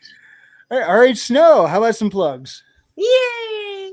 Thank you for being here for me. Thank you for loving me, even if I get a little picaresque on my story. So I've got Watcher of the Dam. First series already finished. I've got Trail of Travail coming out next 3 or 4 weeks. We're using the money that we got from our fundraiser to go ahead and get it formatted so I can publish. And we'll have that reward out for all of our backers. And then we will put it on Amazon after I distribute it to my backers. And we're going to get it up there and get it where everybody can start on the second series. And just love all of you guys that have been reading it. Like I said, I first got my first sort of ho-hum sort of one today. And I was like, I feel so bad. But I went back and read it. And actually, it's because he loved one of my characters so much. He wanted her to come back. And I'd killed her. And I'm not going to resurrect. Oops. Lots of people are dead. They're dead, y'all. And so I was like, you know what? Actually, that was a really huge compliment that they said that they loved the first book so much that everything seems like a downer afterwards. I was like, okay, I guess I can deal with that. So it reminds me of when everyone got mad at J.K. Rowling because of Dobby. Yeah, I know. I'm sorry. It was part of the story. I wrote it, and that's why I have an arc. So that way I will stick to the arc, and I won't change it based on what people feel. But so I'm gonna go back in and write tonight, and just be praying for me because I'm working on this thing, and I have a goal to get the entire series finished in the next 2 years. And so that means about 10 books, at least probably 7 to 10 books, depending on how much we got left. And yeah, but I can do it. Yay. That's a project. It is, but I love it. And just check it out on Amazon or watcherthedam.com. You can find a link to all that stuff, or flow.page/RH Snow. That's flow.page/RH Snow has all of my links on it. Go there and find my stuff. I love you. Thank you so much. Otter. Well, I've got my blog page, Downstream Pulp. I'm about to write up another review for 365 Infantry, the 2022 collection. Along with that, I'm in the final stretch for my Swords and Sorcery book, The Curse of the Star Raids, the first book in a series I've called Steel and Stormbright, which I'm hoping to share more details about very soon. Yay. Hoping to get into formatting by the end of the week. Hopefully. That would be fantastic. All right. Raven Nevermore. Raven! Hey, yeah. I'm getting down to the end of this book, so I'm going to promote it again. Everything I saw the mute thing icon go away, but we're still not hearing you. Oh, I'm getting down to the end of the book, so I want to promote it again. The Everything I Want to Do is Illegal. All right, still not getting anything from you. I can hear him. I can hear. Okay, War Oh, really? From the Local Foods Front. Making me think of that time where I was saying, everybody, you check your mics, and I went back on the replay. The volume was there, but I couldn't hear it at all during the show. It was weird. All right, so for those who can hear him, let me know when he's done giving his parting plug. Yep. Go ahead. Chill again, Raven. Chill, right? Everything I Want to Do is Illegal. Worst Stories from the Local Food Front by Joel Salatin. Yay! It's a good book. We're gonna love it. All right, he is finished. He's finished. All right. If he is finished, then you are beginning. Read out. You want to listen to me talk about history? You can subscribe to Read Out Productions. You want to listen to me talk about fictitious stuff? You can subscribe to the Heterochromedia podcast. And if you want to listen to me endure my immortal with Billy, Potter, and Maji, you can also subscribe to the... Yeah, he shows up briefly. You can still subscribe to the Heterochromedia podcast. That's two reasons to subscribe to the podcast. I still My love the immortal was nightmares. made so much better by that Trippy cameo. It really was. The nightmares really won't stop going away. They will not stop. They will not stop. Okay. Stop Fleming, okay? Otherwise, you are a prep. And I will not Ooh, rate the crap. next chapter until I get 5 good reviews. Reviews. XXX, XXX, IMO Nato XXX. Okeo. XXX. Billy Bob Sack. Billy Bob. What? Kaplaw, kaplaw, kaplaw. Kaplaw, kaplaw, kaplaw, kaplaw. Starfield. Kaplaw.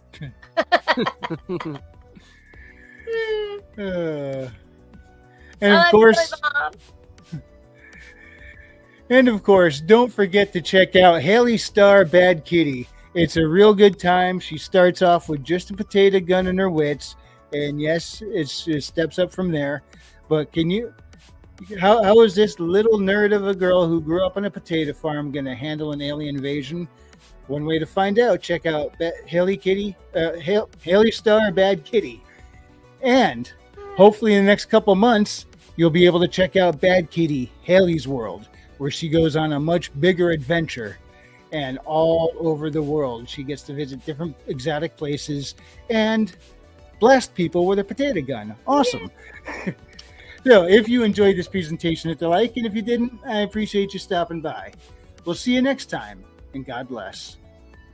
I love you. Bye. See ya. Love you. Down syndrome chihuahua. Stop laughing, okay? Cocaine Down syndrome chihuahua. That'd be an awesome movie right there.